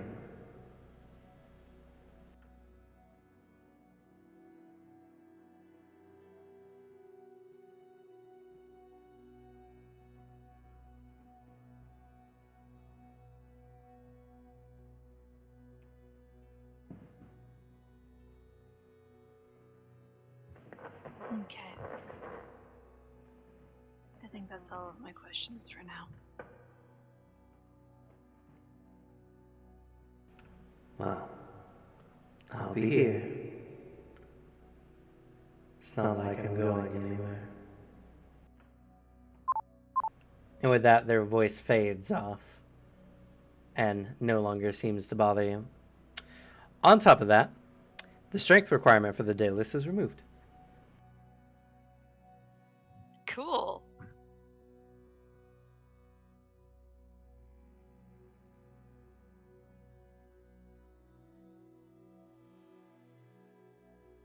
She blinks for it, shakes her head, sits up a little bit straighter.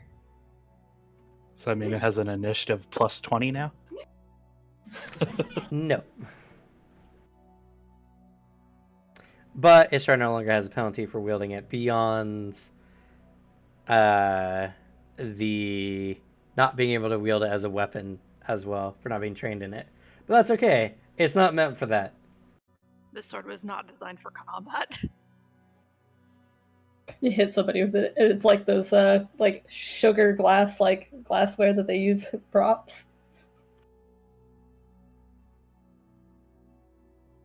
Finwood's like angled himself now so that he's like still carving at the Cerberus, but like is glancing over there, and he catches you kind of like shaking yourself out. He's like, "Oh, you all right there? You little glassy-eyed. You're crying a little bit from not blinking for too long." Oh, I'm sorry. I hope that's what. Are you okay? I feel fine. Just...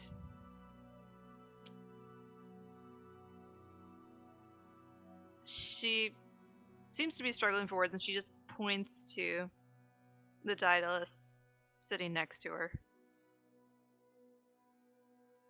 I told you that sword's got demons in it. It gave me some helpful information, though. It answered my questions. And I don't think we're gonna like what we're up against. And she goes to explain all the information it passed on, how we can only enter this infernal hell by invitation only, and it's the only place to destroy it. But once it's destroyed, this world collapses on itself, trapping all of us there. Specifically, if the demon is destroyed, correct? No, when you guys break the Great Condemned, whatever that It's like is. a demi-plane between the wake and the real world. And when you break the thing that we're after, the hell goes bloop, no more. And if you're inside it, guess who also goes no more? But that's the only place to break it. Now you know why they didn't send any powerful demons in there. Yep. Oh shit.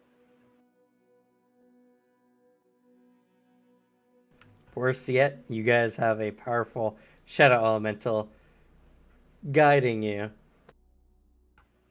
Yeah, he actually just points to carving knife and just wiggles a little well, I think you're crafty.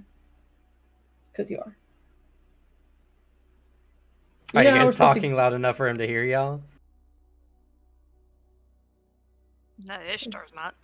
If we were all talking quietly, it's like, I think you're crafty. Okay. Carves in. Finwith isn't particularly subtle, but I also don't think it particularly gives a shit. But if we have any more questions, I can ask as she just lightly taps Daedalus. By the way, did I give you a posting of the weapon description in the book? Yes, I already Okay. have it up. So essentially, this makes it much easier. You guys could have done this before, but I don't think you really thought too much about it because it didn't answer you directly. But it has an intelligence of 10 and an occult ability of 160. It's smarter than all of us except the professor. It's Probably. also considered a native of the Wake. Gonna banish it. Only a weapon from the late Lord of Nightmares. Nothing to worry about. Oh, she's in the murder mood. Hi, Ripley. To be fair, she knows murder's on the horizon.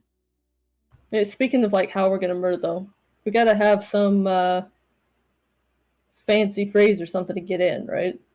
Fancy phrase or by invitation. Oh shit. It depends on the Infernal Lord. It's not always a phrase. It's some form of requirement.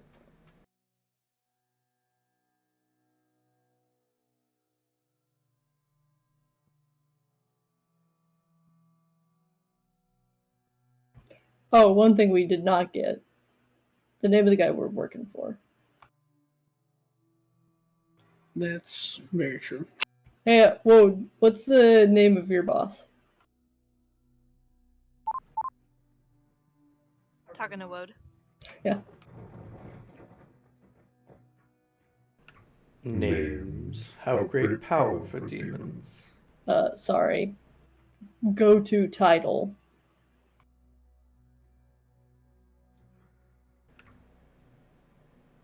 The Duke of Blackened Bone. Catchy.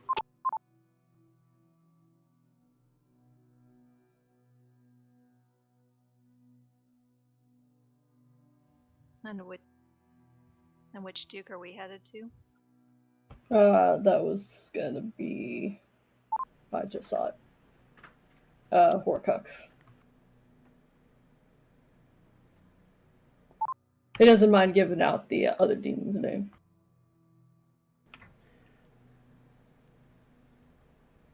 Also known as the Duke of Obsidian Pain.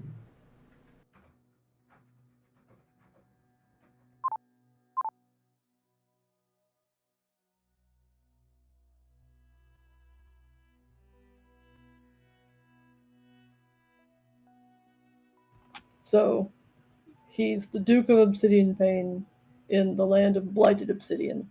So if yours is the Duke of Blackened Bone, what's this place called?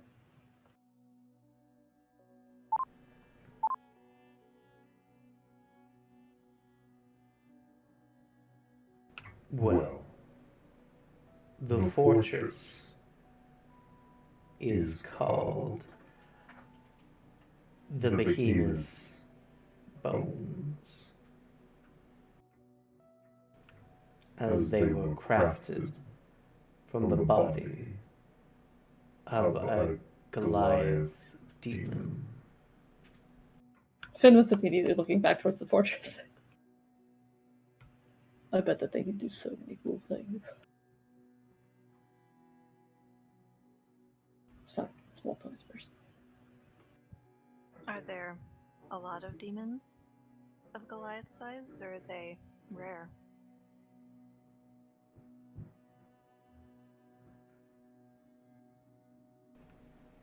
Only a handful, though the Goliath was more than likely the last of its kind.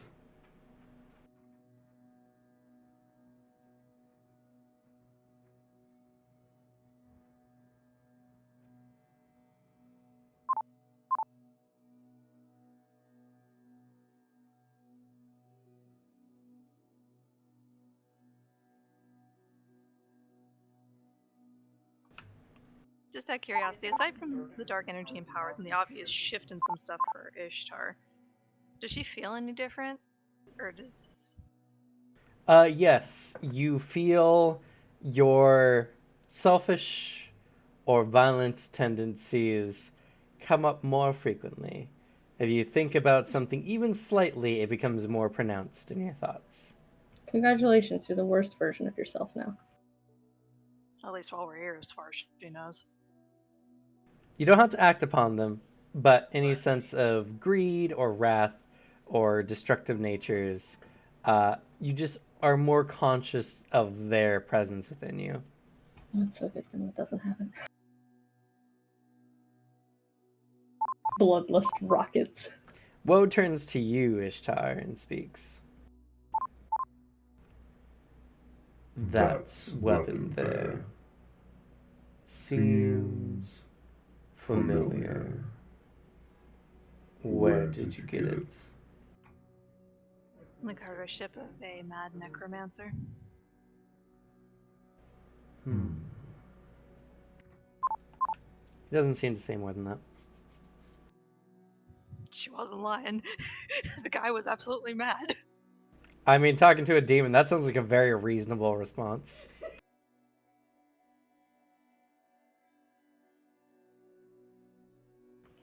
Eventually, Finwith is shorn off enough suitable pieces of it. He's like, here, this looks like it's particularly hot, and just like tosses the wet side of it onto something like like steaming rocks or something nearby, and just that'll probably help cure it faster than usual. And I guess there's one benefit being here. Yeah. Yeah. Sishtar's like fanning herself. Yeah, tell me about it. And with that, he's going to focus on picking up the lower jaws and set into carving fine designs on the inside of them. And boring little holes into the connecting piece of bone.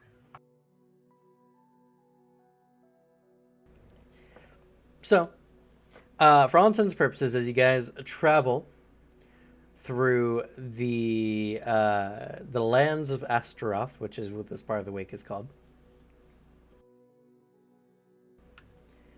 it is considered to be extreme heat.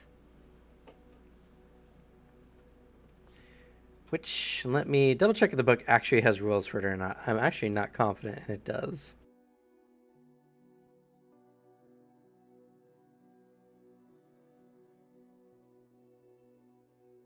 Yeah, we're just gonna leave the iron skin on. Good, you're going to need it here.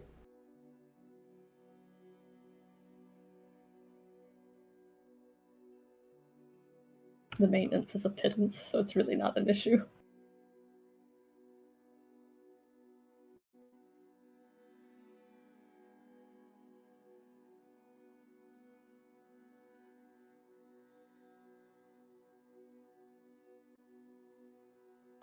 And I'll need the Ignis stats.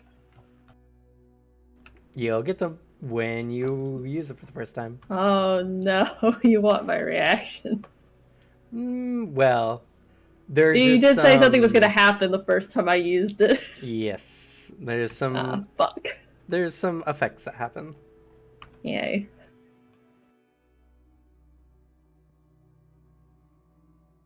So 3 days is more than enough time for him to at least finish the two lower jaws.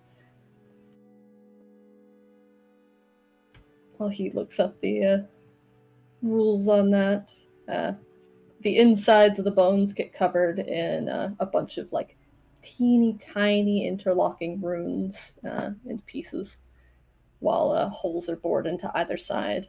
The outside has more basic runes that are near like the bore holes, and then like weaving kind of like braided patterns that connect from one side to the other.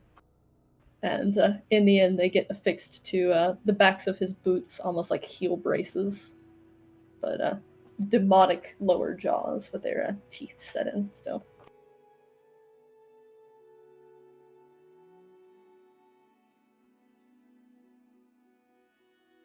The further away from head and heart, probably the better.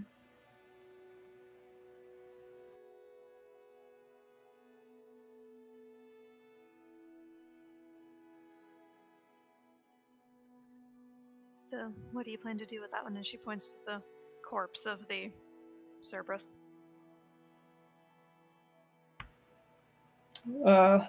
So the back of the hood, I don't need to use much, but generally, if you know you're being hunted back, some things you can scare off if they think you're looking already at them. So he kind of like pulls off that piece of the furs and armor that's kind of like sets underneath the like thick white wolf mantle and the Arctic Chimera tail, and shows you more regular furs for the area. And there's like a roughly stitched in almost facial pattern into the back of the hood. He's like, with that, going to get some of the like pieces of the faces to block out something on here, and then the rest will go into filling in a couple pieces on the hides that aren't just as well armored. This thing can move around pretty well despite being scaled, so it'd be good to have round joints.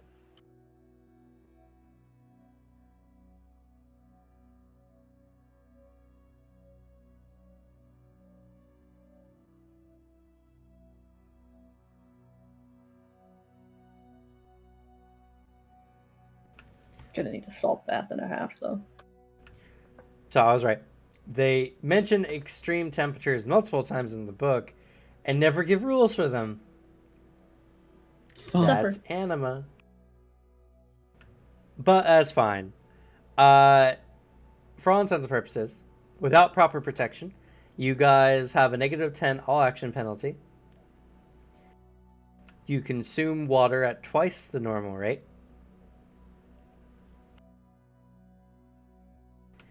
And your fatigue is reduced by 1 per day while you're in these conditions without being alleviated. Mm. This fatigue can only be restored after resting properly in non-extreme temperature. Yeah. Does the Gestalt do anything for it? Not directly, because a lot of it is just the inherent, like, saturation in the air. It's while it doesn't bother you, and the ground may not be so hot to your feet, the constant breathing in of smoke and the general fact that your body temperature will invariably increase no matter how non-conductive your exterior is just not going to assist, unfortunately. Okay.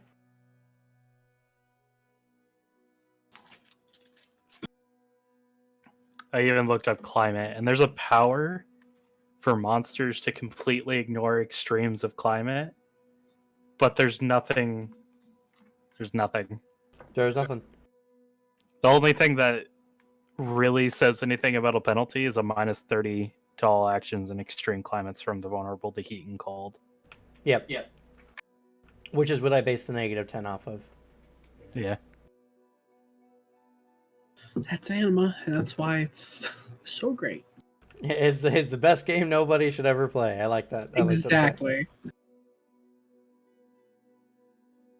But it's too late for all of us, so we're never gonna stop.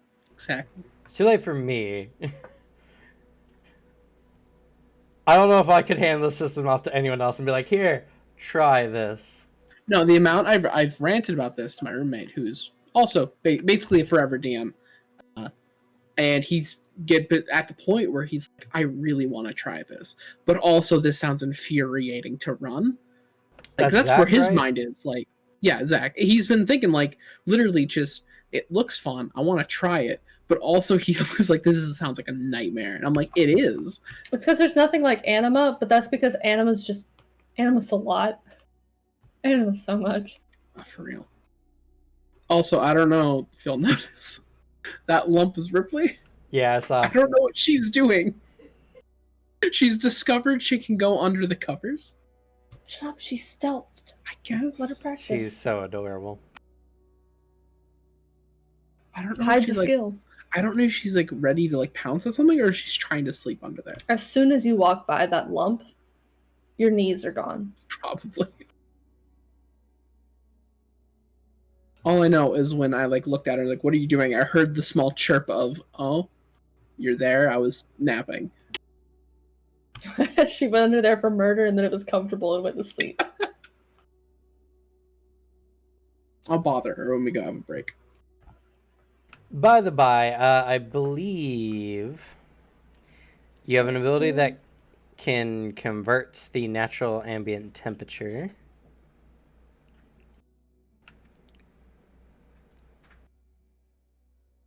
Who are you talking to for this one? The only one who has magic in this group.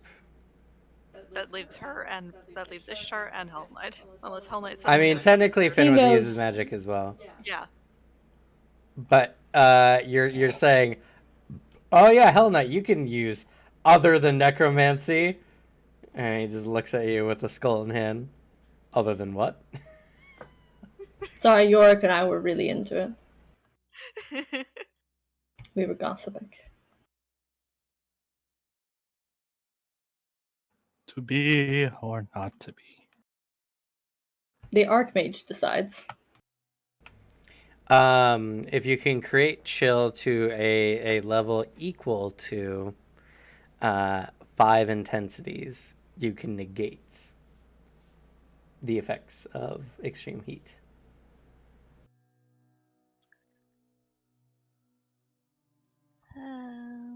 Well, technically she hasn't cast it for much outside of combat.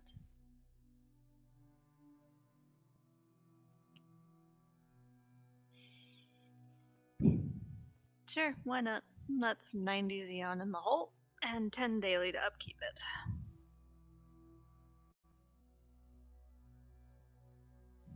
Ishtar's like, you know what? I'm fucking done with this heat, and suddenly she just takes a deep breath, and a steam of cold just comes up and forms this like icy cloud around everyone.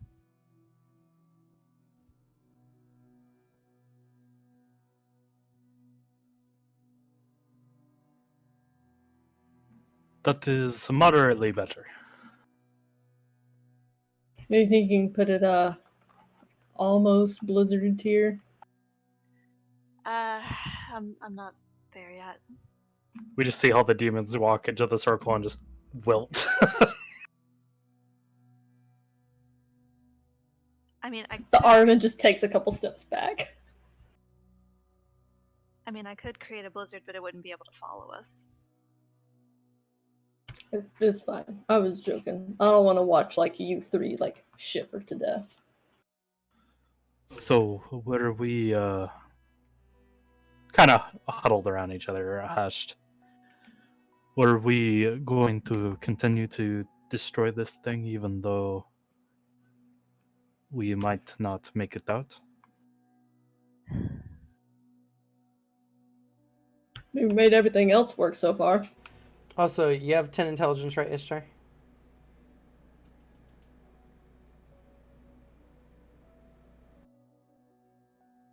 Yes, I do.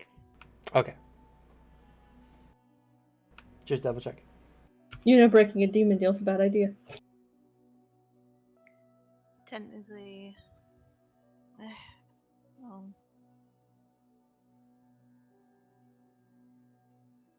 Ishtar cautiously places her hand on the Daedalus and asks, "Is there another way out of here?"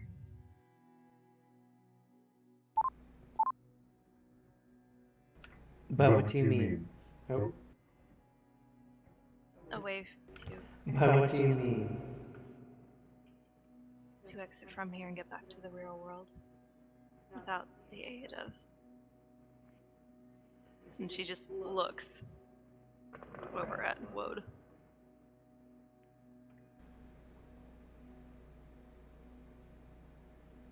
You would have to fight that elemental.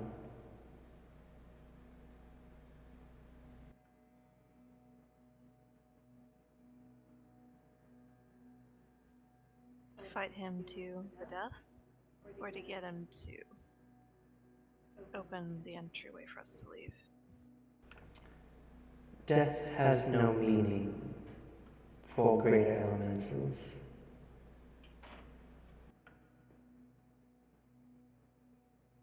Kill for a head start.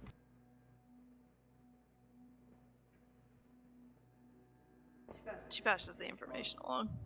The only other way out is to fight him. Well, I mean, I can see if I can get information. He kind of like pats the axe handle. Worth a But try. I don't know if anything will answer how to get into it or how to get out of it. I can try. True. Least. There's a pretty good chance that whatever you say, though, he'll hear. I mean, Oh, I mean, we're doing the job for his boss, so. I mean, if there's a way we can destroy the thing and get out, fine. Like, that's information to have, but I'd rather not, go into a suicide mission. So any information you can get from that thing, it's worth it. All right. Well, get ready just in case it's anything good. It always Sure, just pulls out sounds her great. He notebook. like shoves an elbow into Alexi.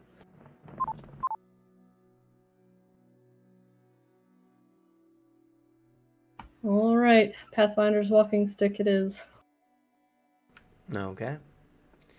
You perform the ritual and sit at the fireplace. What is the question that you ask? I don't want to know what the fuck is going to answer this. That would know it, but how to get into the personal hell of Horcrux, the Duke of Obsidian Pain. Okay. Go ahead and make the occult roll at, what was it, plus Plus 100. 150? Plus 100.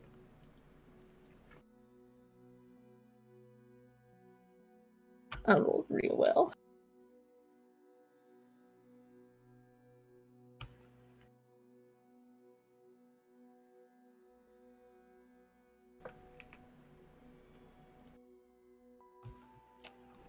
All right. 207.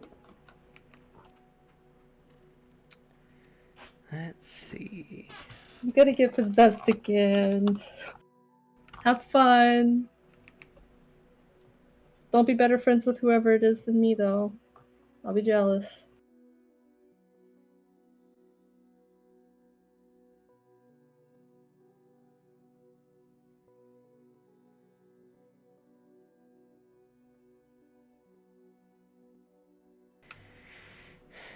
As you go and walk up to the fireplace, or the fire pit, what sits before you is something that is definitely not human. Yeah, sure. A tall, lanky creature that is hunched over, but even still reaches well over 13 feet in height. With a head, elongated face, and two piercing horns out the back, and a visible rib cage that you can see hollow spaces through as it speaks. You know, it's a shame I never remember what these things look like. Horcrux. Horcrux. Horcrux. Oh. Sorry. It's an old even. Horcrux. That's cautious demon.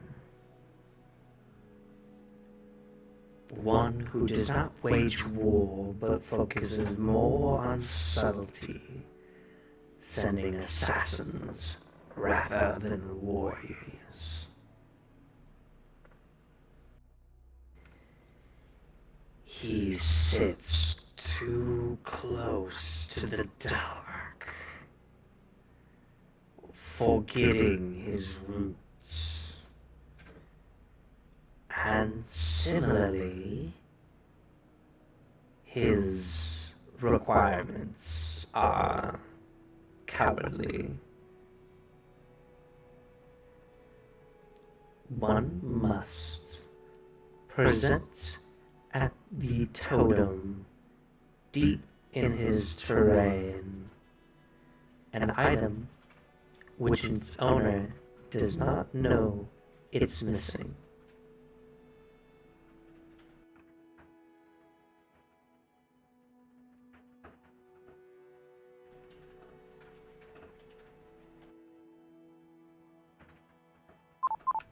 After that, it disperses.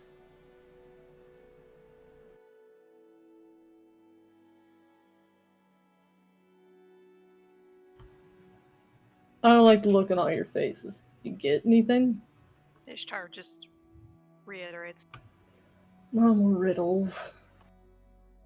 Basically, we would have to, from the sounds of it, we would have to steal something from him and then take it to a totem somewhere in his domain.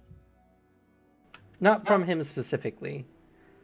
The item must be something that the owner does not realize it's missing.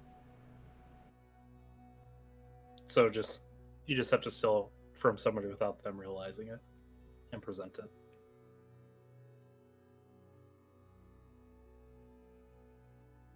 That's what it sounds like. Oh, okay. I thought it was like the way you said it. I thought it was like you had to give it something you didn't know you were missing, and I was like, no, that doesn't make sense.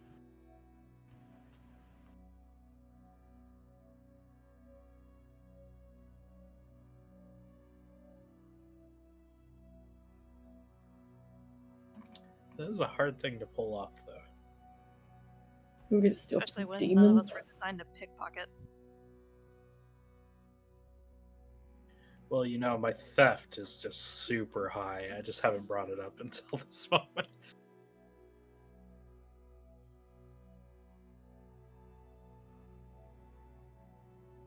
Yeah, no. She can interest you in trap lore, not theft.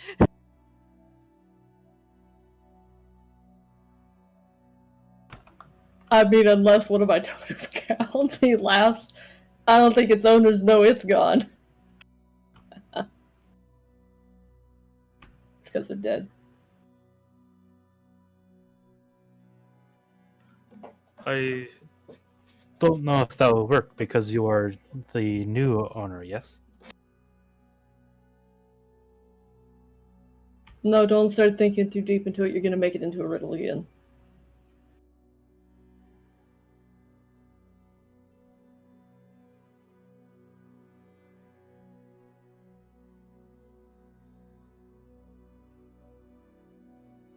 Oh, you know what would have been perfect? That ring that Anastasia had at one point. Ah, yeah, for real. Don't think you want to give it up, though. To be fair, though, it does not say that you necessarily, like, lose the thing that you offer up. Oh. Richard, did you steal anything from the school? No. I mean, a bit of their dignity, but they know that. Arthur, when we raided the ship, did he know we had stolen everything from him? He was watching the whole fucking time. The man I is think dead. he's And his soul's destroyed, so, like, he don't know nothing no more. if I had to guess, and not going into the whole, philosophy of true ownership and whatnot, I think the moment they die and their soul's completely erased, probably ownership transfers to us. I mean, good point, but also, even then, I'm pretty sure he knew. He kind of appeared all spectral-like. I wouldn't be surprised if he was watching the whole time.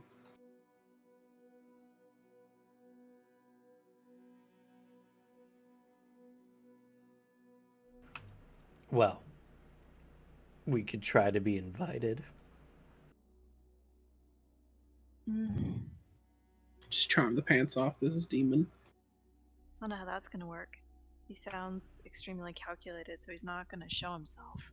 But if he's a coward and we convince him that we're working for one, and that we can go back and say that we killed him, but we actually break his shit. That's what he does, right?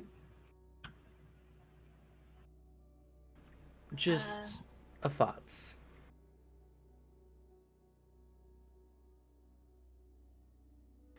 Though, being confronted by a demon lord is, or duke, whatever they're called, is difficult, as your swords claims that they have godlike abilities.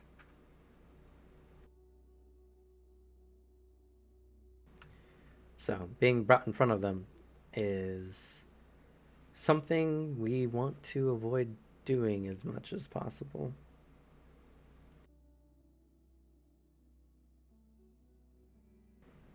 We would stand no chance against them as long as they remain in their own hell. Or at least, that's what I've inferred from what your sword has mentioned. Otherwise, I have no idea what godlike would even mean.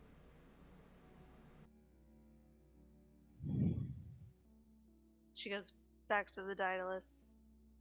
Is there a notable difference once their personal hell is destroyed? Very much. They lose a vast amount of their power when they're not within their hell. She reiterates that. So even if we wanted to, tricking someone wouldn't probably work. They would notice a shift. Would it still be more powerful than that guy? She goes back to the Daedalus and asks.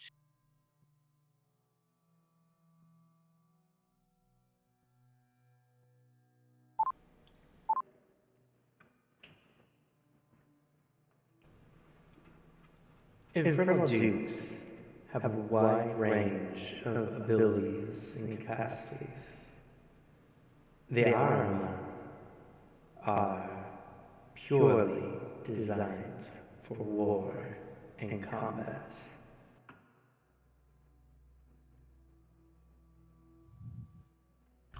So your sword says, this guy could just be a big old pushover. In comparison to what we could be up against? Maybe.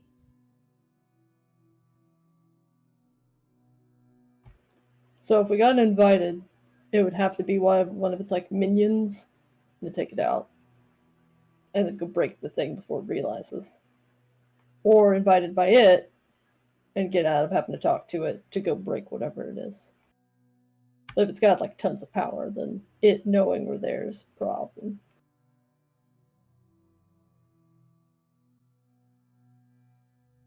He could have just sent us to something to go like punch in a field somewhere. Demons are never simple. As we've seen. Oh no, I mean they kind of are, but it's more the like they're simple and that evil. Be careful. Salt. Though he like reaches in and like takes some out and like rubs it between his hands and just. I'm assuming it evaporates again. Yes. Even as you pick it up, it's already disintegrating into motes and disappearing from your hand. Oh god, it's like using water in Minecraft when you're in the nether. Yeah. I can't MLG water bucket. For my soul.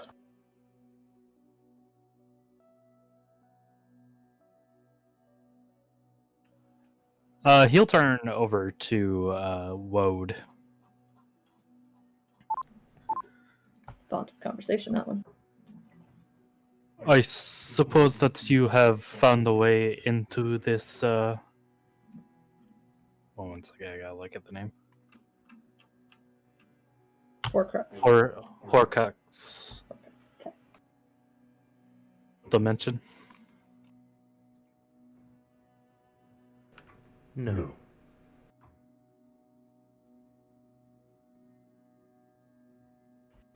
You know anything about his little minions or whatever? That'll get us an in like you were to yours. If they're cowards like him, he just cracks his knuckles. He thinks about it long and hard and reverts back to you guys. I know nothing of the hearts and minds of cowards.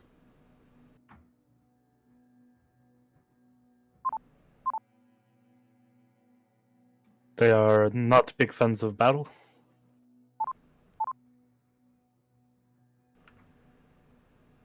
They only fight when one is unprepared or have their back turned. Well, it's no fun. They are a bunch of cowards. This is why the Master wants them gone. Are they the only ones that fight like this, or are there others? There will always be cowards, because there will always be weak.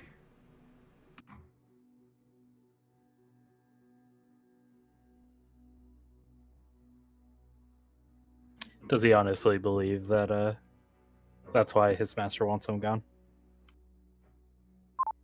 Are you asking me if you want to roll an insight? Sure. Please insight the Armin. Or search? Whatever group. Peer past the horrendous void. And this one, I believe insight is the thing. Yes. But you can use search if we don't have it. Okay.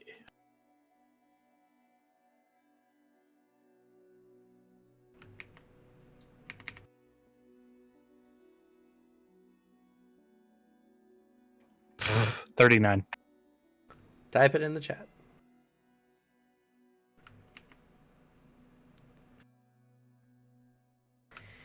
Yeah, you don't know.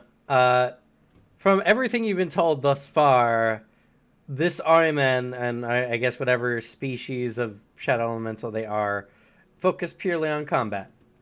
And honestly, would one need a reason to smite a weaker foe? Especially if they lack morals. They're honorless.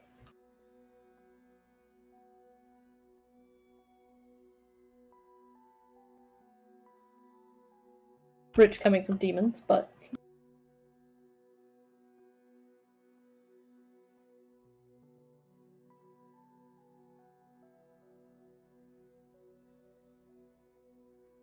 Well, that's what a +10 gets you guys. Ding. Nisha goes back to the Daedalus. As they mentioned that there were words that said to get into this area. Do they know how to get into the realm, the main realm of this Duke of Obsidian Pain? Sorry, what was the question? She's going based off of the fact that words were mentioned to get in to where we are now. words to the personal hell or word. Oh, I think the Again, fortress. I think the That's fortress the was its fortress. personal hell, right? You can assume. Nothing has been told directly to you about it, but Okay. if he is indeed an infernal duke, then more than likely. But we wouldn't need it to just like walk into the lands it controls. Only the personal hell. It's a weird metaphysical space. So I'll tell Okay. you guys the general logistics of what happened. You guys were in the material world before. Once the words were spoke, you guys entered into its personal hell. And then once you guys left once you guys have left the fortress itself, you guys are in the wake. Because the fortress you guys entered into, whilst it's somewhat on the plane of the wake, it's also not. And if any other demons were to come through here, they would not see this fortress as you guys have.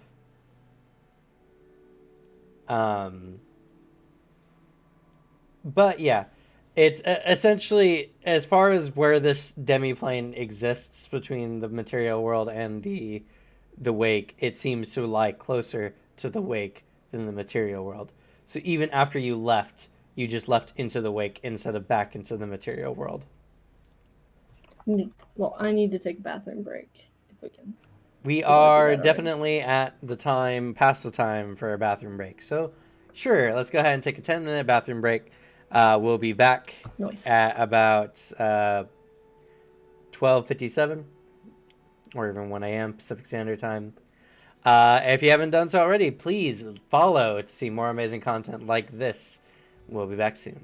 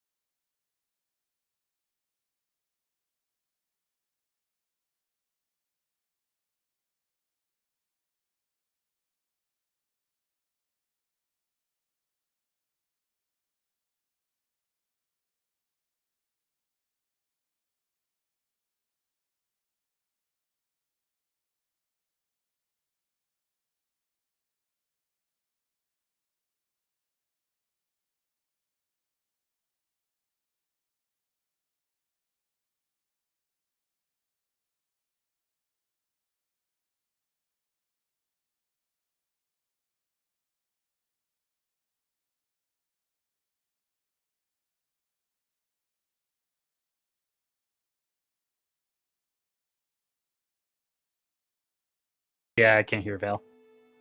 Oh my god. We were muted Hello? still from the break. Oh, damn. At least we're mostly in the planning stage, figuring out most of these books. I was too busy looking in other books and we didn't do an audio check. My bad. Which really sucks because we had a lot of good audio bits there. Yeah, for real. Thanks for looking out, Sir Deferred. Sir Defer? Sir Defer. Sir Defer. Oh, thanks for the follow as well. Don't forget there's a 10-second delay, so.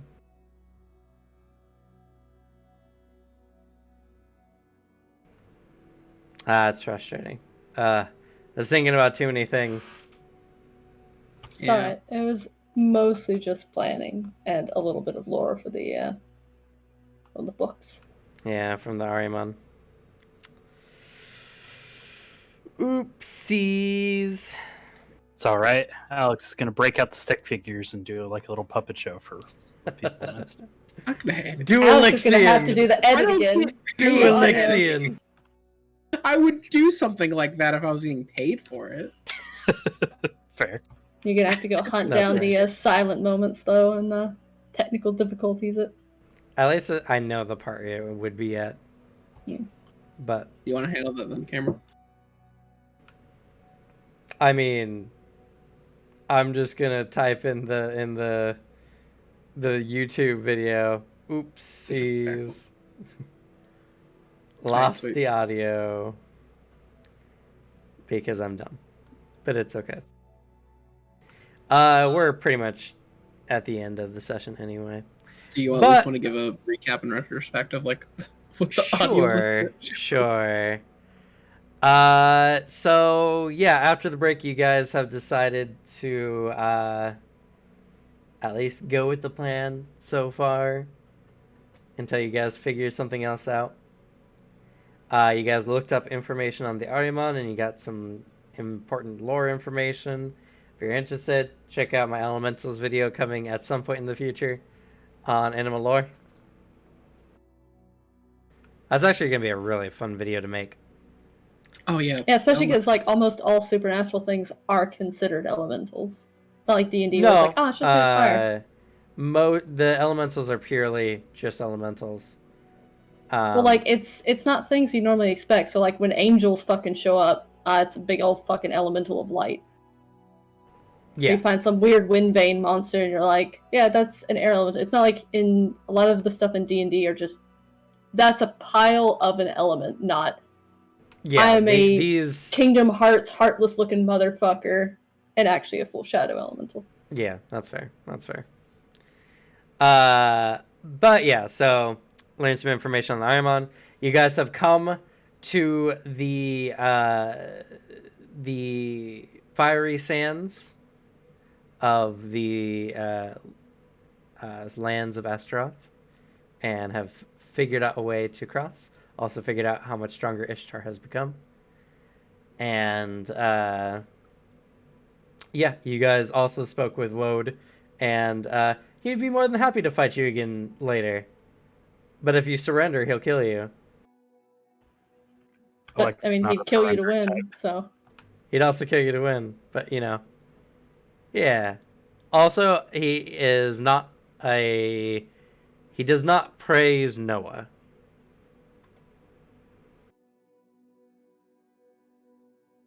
Hashtag not all elementals are the same. Well, I mean, like, 4 gods were mentioned, so. I know. I was kidding. it is amusing though that they're like connected to Noah, or at least have like the similar vein of ideas. And it's not only have we been in the prison of Noah, we have a nasty little Elan bucket from Noah, and then we have your sword is fucking a piece of someone who is kin to these things that he recognizes because of the sword's original creator's brother, but also kind of the sword's brother because the sword is just its yeah. Well, kind of. It's closest brother. What it's more of elementals don't have kin, like direct kin anyway. Yeah. So they consider all each other siblings. But this one has similar motifs to another more prominent Lord of Shadows. Wait, so what Lord of Shadows is that? It's a good question. Ishtar. Which one's your one, like, related to? Technically, 2 of the books are related to him. She asks.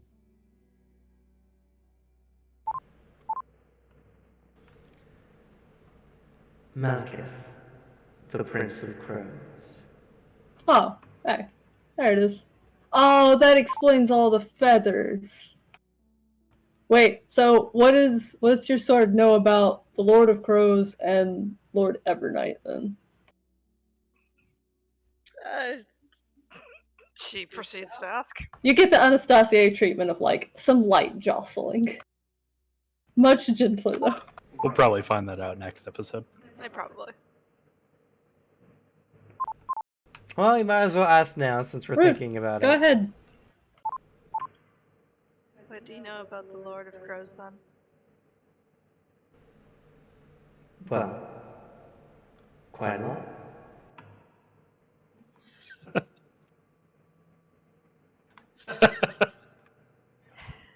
At least I was. At least it wasn't what I thought it was gonna be, which is like, well, he has a penchant for crows. Do you know anything about a Vitala that has a connection to him? When we know his name, you just say it.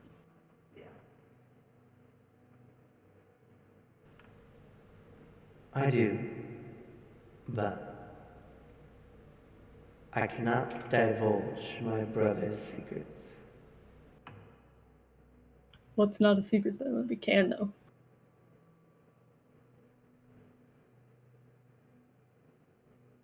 Do you happen to know a better way we can get to him at least?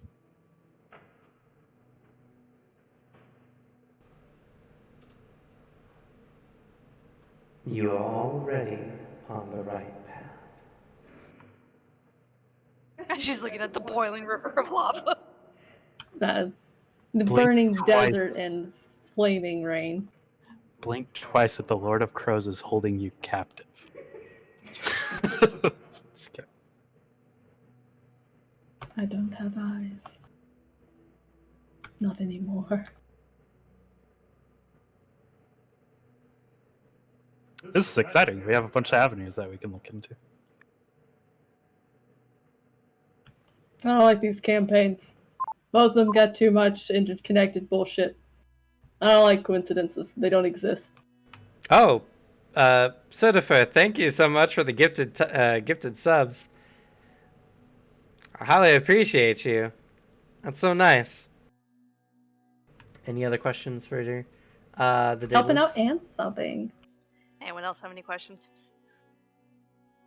Well, I mean, you didn't ask like what we can know about either of them. You just got like the ominous, "Oh, I'm going to say secrets," and then called it a day. I get possessed regularly by spirits through a stick. You can go the extra mile to ask and clarify. I mean, another way to look at it is that we could utilize the week to kind of figure out what questions to ask. Stop talking out of character. I'm saying this in character to like fondly bully her. Is there any information about The Lord of Crows that so-called she can puppets say. of the Lord of Shadows? Oh yeah, I mean either of them. That we can know. Yeah. It was a little hard to hear what Finn was talking over. Oh, sorry. Repeat the question, please. Is there any information on either of those two that we can know? Yes.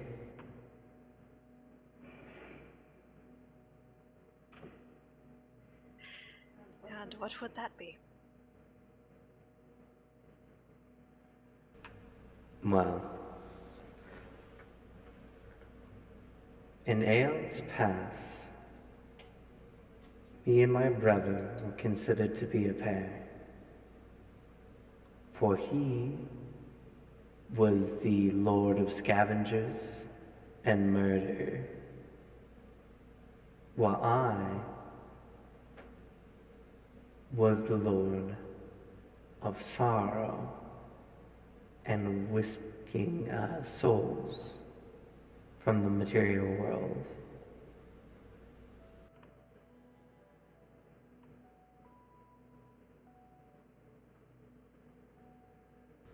Two aspects of crows.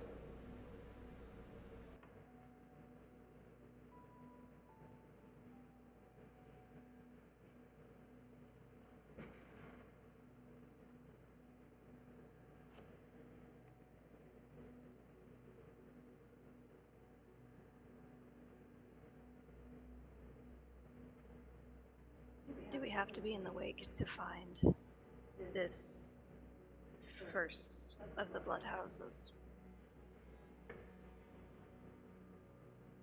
No.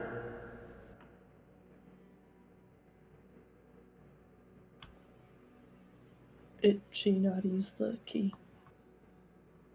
Then what about this key? That actually was my next question.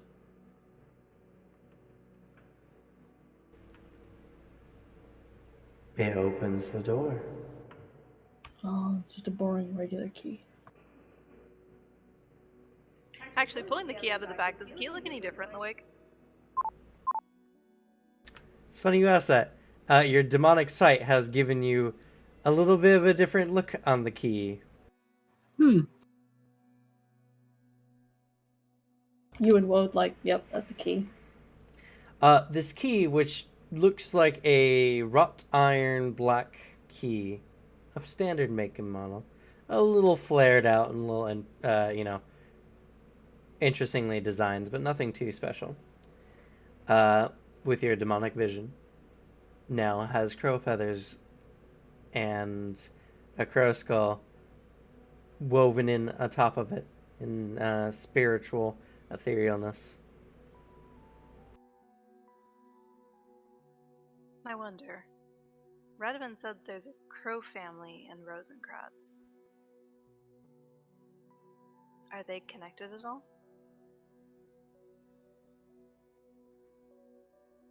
Are you asking, or are you just... She's asking the titleist if the crow family in Rosencratz has any connection to them. I do not know.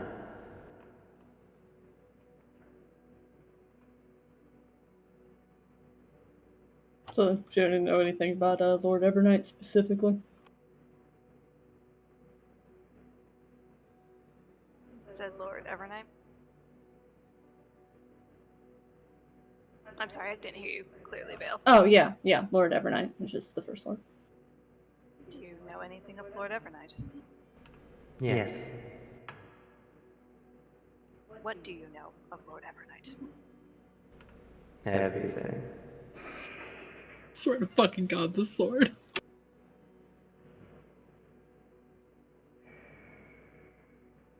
She's got some spitfire to her. I like it. Well, it's like It's also a very fitting pairing with Ishtar, actually. you said, your sword's kind of like a little like protective of you, like keeps warning you and stuff. So like, what does it think we need to know, or that you should know about Lord Evernight?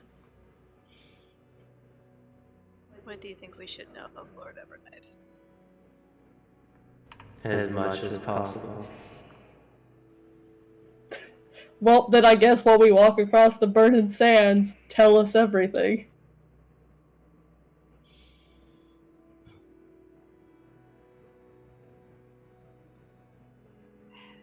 Then in our travels, would you be kind enough to give me a history lesson on this Lord Evernight?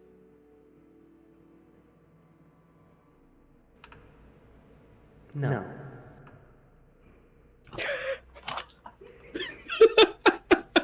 Fiddles immediately like just walks off muttering a little bit. This is why we don't talk to possessed swords. If you were handed all the answers, you wouldn't be allowed to grow. That's fair. That's fair. Sounds like a cop-out. No, Finland, did your father hand you all the answers knowing you'd grow still?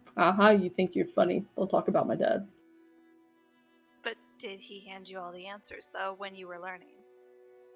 I'll tell you exactly how much I want to talk about it.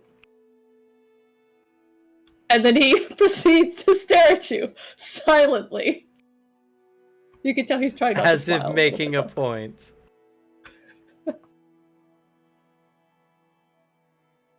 And he's not carrying a Cerberus anymore. He can cross his arms. He crosses his arms.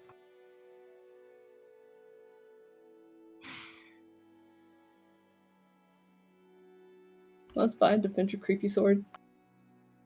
It's only covered in, feathers because it's some, Lord of Darkness or whatever. Well, since I'm not getting the answers you want, as she starts to have a forced smile, she does have some fangs about her. Why don't you talk to it? Get the answers you want. I'm not touching that. He immediately puts his hands up. Nah, it's got a mind of its own. Bad juju. I already told you probably shouldn't have that.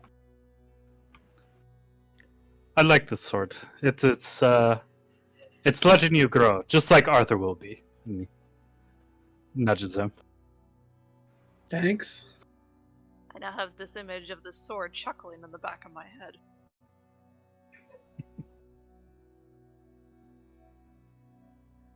Actually, that's a good question. Can it hear everything that's going on around it? I mean, it referred to the Shadow Elemental doing stuff earlier. Mm-hmm. And you give you warning directly blarings. interacting But with I it. wasn't sure So. if that was seen through Ishtar's eyes or if that was what it could see overall. Who knows? What are the perceptions of magic items?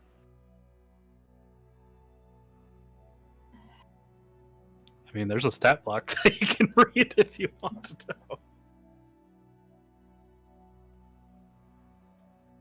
But that being said, as everybody's kind of arguing over the sword, Alexei takes time to appreciate the raining fire from the sky. It's that's not an strange. everyday occurrence. There's just an area where it starts, and you can clearly, roughly see the where it begins. Does it come from clouds, or is it a different situation? I mean, it descends from the smoky, roiling sky, which, by the way, does not get dark at night. It's always the same. It's the wake. Nothing matters. Everything matters.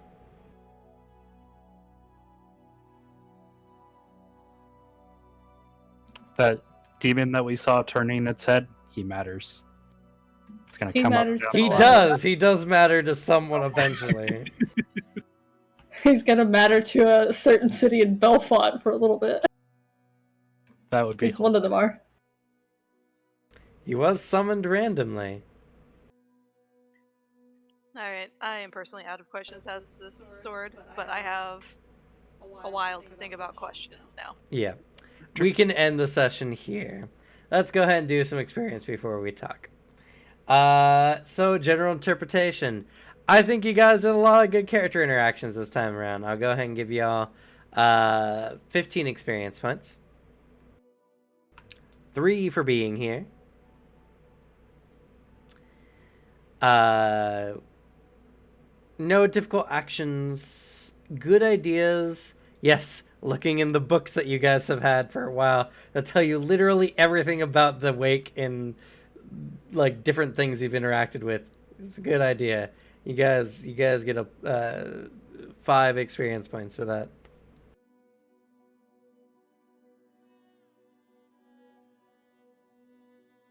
I got you guys. It's not in your inventory. You shouldn't have to.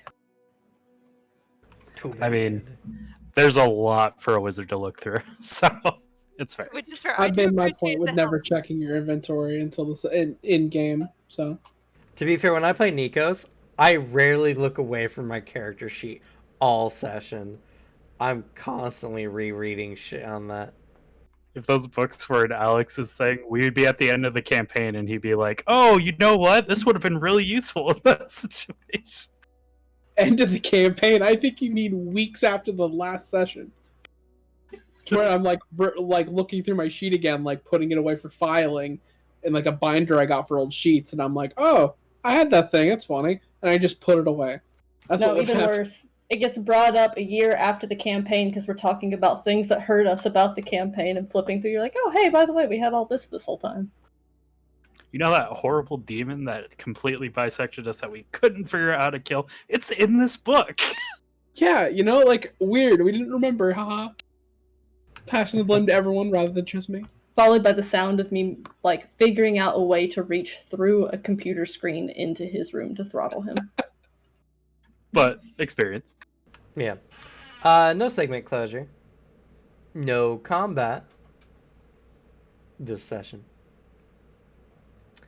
The Face Award goes to Finwith for, I think, heading a lot of the questions and talking this time around. Utility Award goes to Ishtar. The Pity Award definitely goes to Arthur for getting wet, sweaty mitts all over your body. Oh yeah, you got manhandled by Vikings, Yeah. and you didn't get cool demon powers, Alex. And I didn't get cool demon And you stuff. didn't get cool demon powers, even more fitting. It was there. I could have, but now Ishtar is like way better, has a lot of really cool shit, and I'm very happy for them. But on the other hand, I'm not demon, so God, I Don't want worry, you to cry Radman about will it. chew you out for letting harm come to Ishtar. swear to God, if Radman starts yelling You're at a Arthur. dead man when Radovan finds out. Noah can't help you. So, any player nominations and or kudos? He unlocks 90 level magic I just for you. loved. Bill in general does a lot of really good role playing as Finwith, but I really loved Finwith this entire session of him lugging around this body, throwing it through, and going through the agonizing process of eventually working on it. You did a lot of really good like method acting stuff and like going through the motions, like working through it, like the stuff you're doing to should indicate like Finwith is fucking overheated. Like very well done. I highly agree. Take a player Thank you. award. I wish you guys could have seen Vernalis the whole of Out of the Abyss campaign, because her body posture changes so much. Finwith is really is a lot more active than Doc though, so I get to play around with that. Thank you. Not sure if it's player nomination awards or anything, but kudos to Alexi for keeping up the training. Because I've gotten similar rewards in the past. Keeping up training and stuff is not easy. And Alexi just nudging Arthur some more and getting him in on it was nicey. I agree. We got to bully him. I also approve that you remember that your armor got fucked last session. Yep. Yeah. So, take a player award for just good role playing in general. There's just some score marks in my bark. Oh, one particular one is just... I know it's going to pay dividends even more later, but just Istar's relationship with the sword is going to be amazing, and I can't wait to see more. It's gonna be very funny. I'm excited to listen to them. I can't imagine that Radovan and Serena are going to be happy about this development at all. No, there's a lot So of much has situations. happened this one session that they're going to hate. You kidding? Doc's gonna be pissed as hell too, because now there's another aspect of Ishtar that's not normal. No, they get into talking about what happened to Arthur on this journey, and he's already too drunk to give a fuck what happened to you. That's exactly what's going to happen in that recap. Yeah, I developed a bunch of abilities that basically make me not human anymore. I don't even bleed. I don't bleed anymore. Doc I don't stabs get you just tired. to see, and then just leaves. And then he crumples due to the poison. Yeah, then he dies You could cut instantly. off my arm and I'd just be fine. Would you now? Not you, Doc, not poison you. blade? Also, Finwith and Ishtar, Finwith just poking the bear and Ishtar just getting progressively just angry. I agree. For being the person on the phone and everyone has questions for the person on the other end, take a player award. It's happened to both your characters now. And it's always Fenwith doing it to somebody. Fenwith's the one to be like, you're on the phone. He's just like, oh, ask them this, ask them this. Can they pick up McDonald's on the way home? Oh my god, that was comedic gold when we did that the first time. Where it's just So like funny. Everybody we're keeps walking just in and out. talking, and then Sebastian walks up. He's like, "What are you guys discussing in here, or whatever?" It's like, and then all of a sudden, fucking Bjorn shows up, and he's just like, "I heard my name was called. What's going on?" Oh, they're talking to somebody. Yeah, like That magic. was so good. And then Alex, I'm His so cousin. proud of you. You stuck with character even though you had delicious demon powers in front I of you. angry wrote notes about it. It's okay. You got your pity for it at least. But you did your character proud because Arthur wouldn't have accepted that. I don't I know. Which, same mention, Alexi also stuck to the no power from other things. Mm-hmm. That's the notes I wrote in that moment. Oh, let's take a look. Let's read them for all of chat to hear. In quotes, to help, they offered to give us strong demonic power. Period. Seems I'm out of the running for this. Period. Good. I don't want any of this freaky demon energy shit touching me. Quotation, all caps. I want to be a demon so fucking bad, but Arthur doesn't, and I hate this. End quote. Yeah. I angrily Fantastic. The duality of man.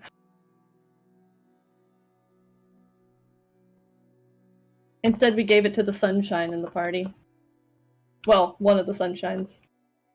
Arguably, I think Fenwith might be more sunshine than Ishtar. Ishtar has, has layers. Use it well. Use it well, Suzanne. I'll be forever jealous. Man, you're gonna hit something with a fucking spear of Jealous of destruction. It's me. gonna be swole Dude, as hell. you were a demon that could summon weird plant-like creatures. Listen, I see demon. I want demon. Just because I was a demon at one point doesn't mean I don't want it again. You think he's not ready for second demon Yeah. breakfast? You've had a chance to play in the sandbox. Let me have Cameron. my turn. No, Our it's my phase 2 sandbox. characters, my phase 2 character is gonna have some demon inclinations, and Alex is not allowed. Alex is like the Marion Pippin meme where it's just all like, yeah, but that was magical demon. I wanted to do martial demon. Fucking breakfast shit. Ridiculous. But sure, for everyone but Ishtar, play award for ignoring the temptation of demon power. Sticking to your characters. And I got my new trinkets. Yeah. I can't wait for you to use some of them. Not foreboding at all. I don't give a fuck. Because regardless of whatever the repercussions of using that Ignis skull is gonna be, I'm gonna maul some fuckers in it. Also, Alex, thanks for yes-anding me a lot. I don't guess I had anything, dude. I know it's just like a random training thing that just came out of nowhere, but I find it fun. It's fun. I like these characters interacting with each other. I think it's fun mixing up this party dynamic, and it's gonna be fun going back to the old one. But just experiencing how your character would interact with people they haven't traveled with for a really long time is interesting. Especially all the times where it's just little tidbits of oh yeah, we did this thing, and it doesn't help that all of you, when you name drop weird shit you do, you put it in the weirdest possible way. So Arthur continuously gets so intentionally. Of course, he gets continuously the fuck are you talking about? Please explain. That's exactly what he words. wants, because then you're having a conversation with Finmist for longer. That's fair. Fair. Also, the moment of did we actually hurt your feelings? We do think that you're very scrawny, but you as a person are not pathetic. Do you feel loved? Please. Do you feel do you want to be our brother in arms? I can do that. I really like these characters fucking with Arthur. It's very funny. Also, Richard, you have a death wish. You should talk to somebody. Not any of you. Arthur doesn't get that. Arthur doesn't get that warrior brothers love in the other group. No, he doesn't. Also, it's not his thing. He doesn't he doesn't buy into that stuff. That wasn't It's his not your culture. thing It's not his thing. Yet. Maybe, yeah. We're gonna Stockholm you into loving us. He takes no joy in like fighting. Like it's just a thing he does because he has like a very strong. No, he like, takes joy in bloodlust. vengeance. Yes, it's the only thing he enjoys. Even then, it's hollow. And yes, the Richard moment was pretty funny. Yes, thank you. Seek I do want help. to shout out Cameron. The jaw click was excellent, and Richard's immediate, not any of you. Perfect. Yep.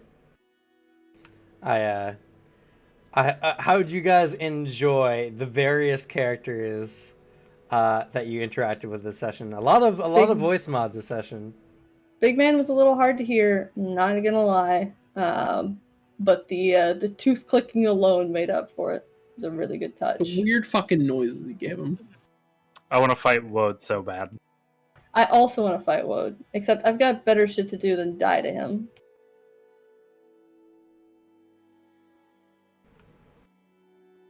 I do want to rip off one of those dumbass fucking jacket shadow tassels he has. He's another Those fucking are key actually user. daggers. Even better, he'd never use it. It's like that ice dagger Sebastian has. Never gonna use it, but it's there. By the way, he's a Make him scary motherfucker with his abilities. Yeah, we gathered His key from the techniques chainsaw are claw. pretty good. I'm also excited to hear more of Davenel Nux, for sure. Yeah, you've gotten closer to the darkness, and thus you can hear Davenel's voice.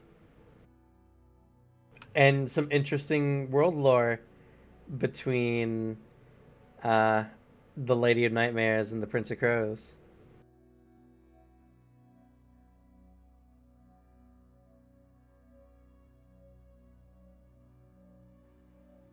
And I liked the different voice mods for different characters. I thought it was very fitting. It was kind of hard because Woad doesn't talk a lot, and Nux speaks speaks in riddles more often than not. So a lot of their speech patterns are the same. Monosyllabic answers, or just you'll see. It's okay. Woad is a warrior in arms. Alexi will talk to him.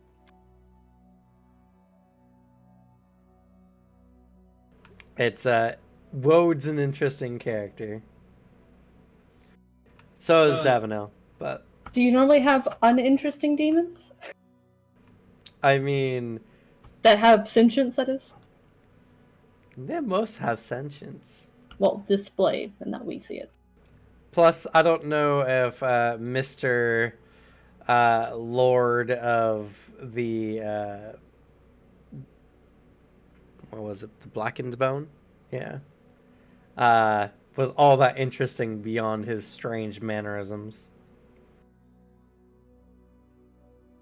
I mean, he has a fortress made out of Titanic Goliath demon bones, and has a, like, very incredibly stupid, powerful shadow elemental at his beck and call. It's true. Finwith, And now has a little piece of his, like, power in Ishtar. Finwith like a kicked golden retriever, realizing I could have taken one of the bones for that. That was great. The worst thing is if, like, finding weird stuff like that, even if we did manage to find lore about what it does, the chances of me finally hitting, like, something that's, like, Geonosis is just too high for me to do anything with ever increases. Yep. Sadly. It's like, I can find a piece of a fucking god or something. Does not mean that I can do jack all with it. Yep. But don't worry, I have power boosts planned for all the characters at various points. I was very hopeful that this was going to go to Ishtar. Yeah, no, I gathered as soon as you said the casters could get it, I was like, it's meant for Ishtar, alright. Convince Finwith that you should have it in character, because, like, if you're just like, I'll do it, he's gonna be like, no, that's stupid. But you're not taking one for the team or anything. If you need to use it, you can use it. Well, now she can, and she's stupid strong. That was a huge power boost. Insane. 40 extra accumulation, 10 extra Xeon, which is still useful. 40 extra accumulation is 2 levels. Actually, technically, it's 4 levels of accumulation buying. An extra 80 a day, and you increased your innate magic by 20. Solid. But not only that, you get to talk to Nux now. Which is very useful. One good combat session, and level 9 is mine. Oh shit, you're ahead by a lot. 43 to go. Damn. But yes, as I mentioned before, so Malekith used to be the elemental that represented scavengers and like murders of crows, like a harbinger, foreboding. He was he was seen as a harbinger of misfortune, while Nux specifically was represented as the sorrowfulness and the departure of souls. They both shared a bird motif, crow and ravens, and they consider themselves as close as one can be amongst their kind.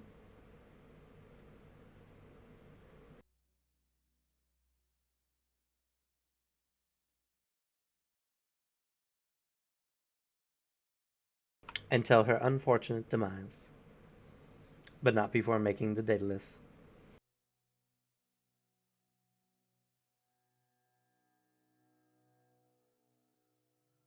Rolls up. Hey, dude.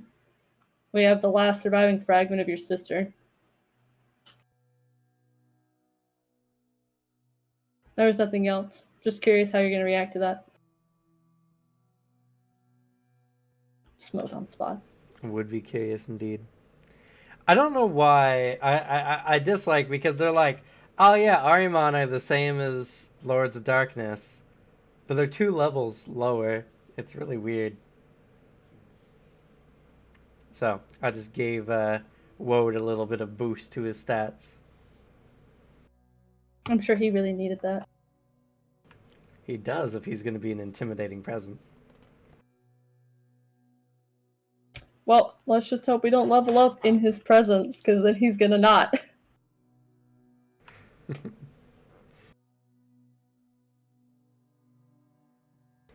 We'll have to see. But it's definitely interesting. And it's a fun choice. It's like, you guys can either take on this mission, or you can fight a high-level elemental. I mean, I'm going to fight him anyway. Eventually.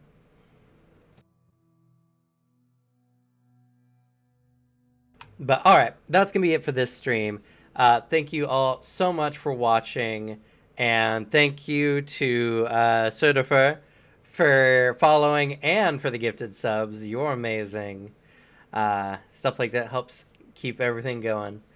If you are watching and have not done so already, please follow to get more amazing content like this. We'll be continuing on with our Grim Survival session on Wednesday at 6 p.m. Pacific Standard Time to see the other half of the Rosencratz arc that's currently going on. The players are definitely thinking about what they're going to be doing in that session. Also, I will be streaming Pathfinder 2nd Edition tomorrow at 5 p.m. Pacific Standard Time.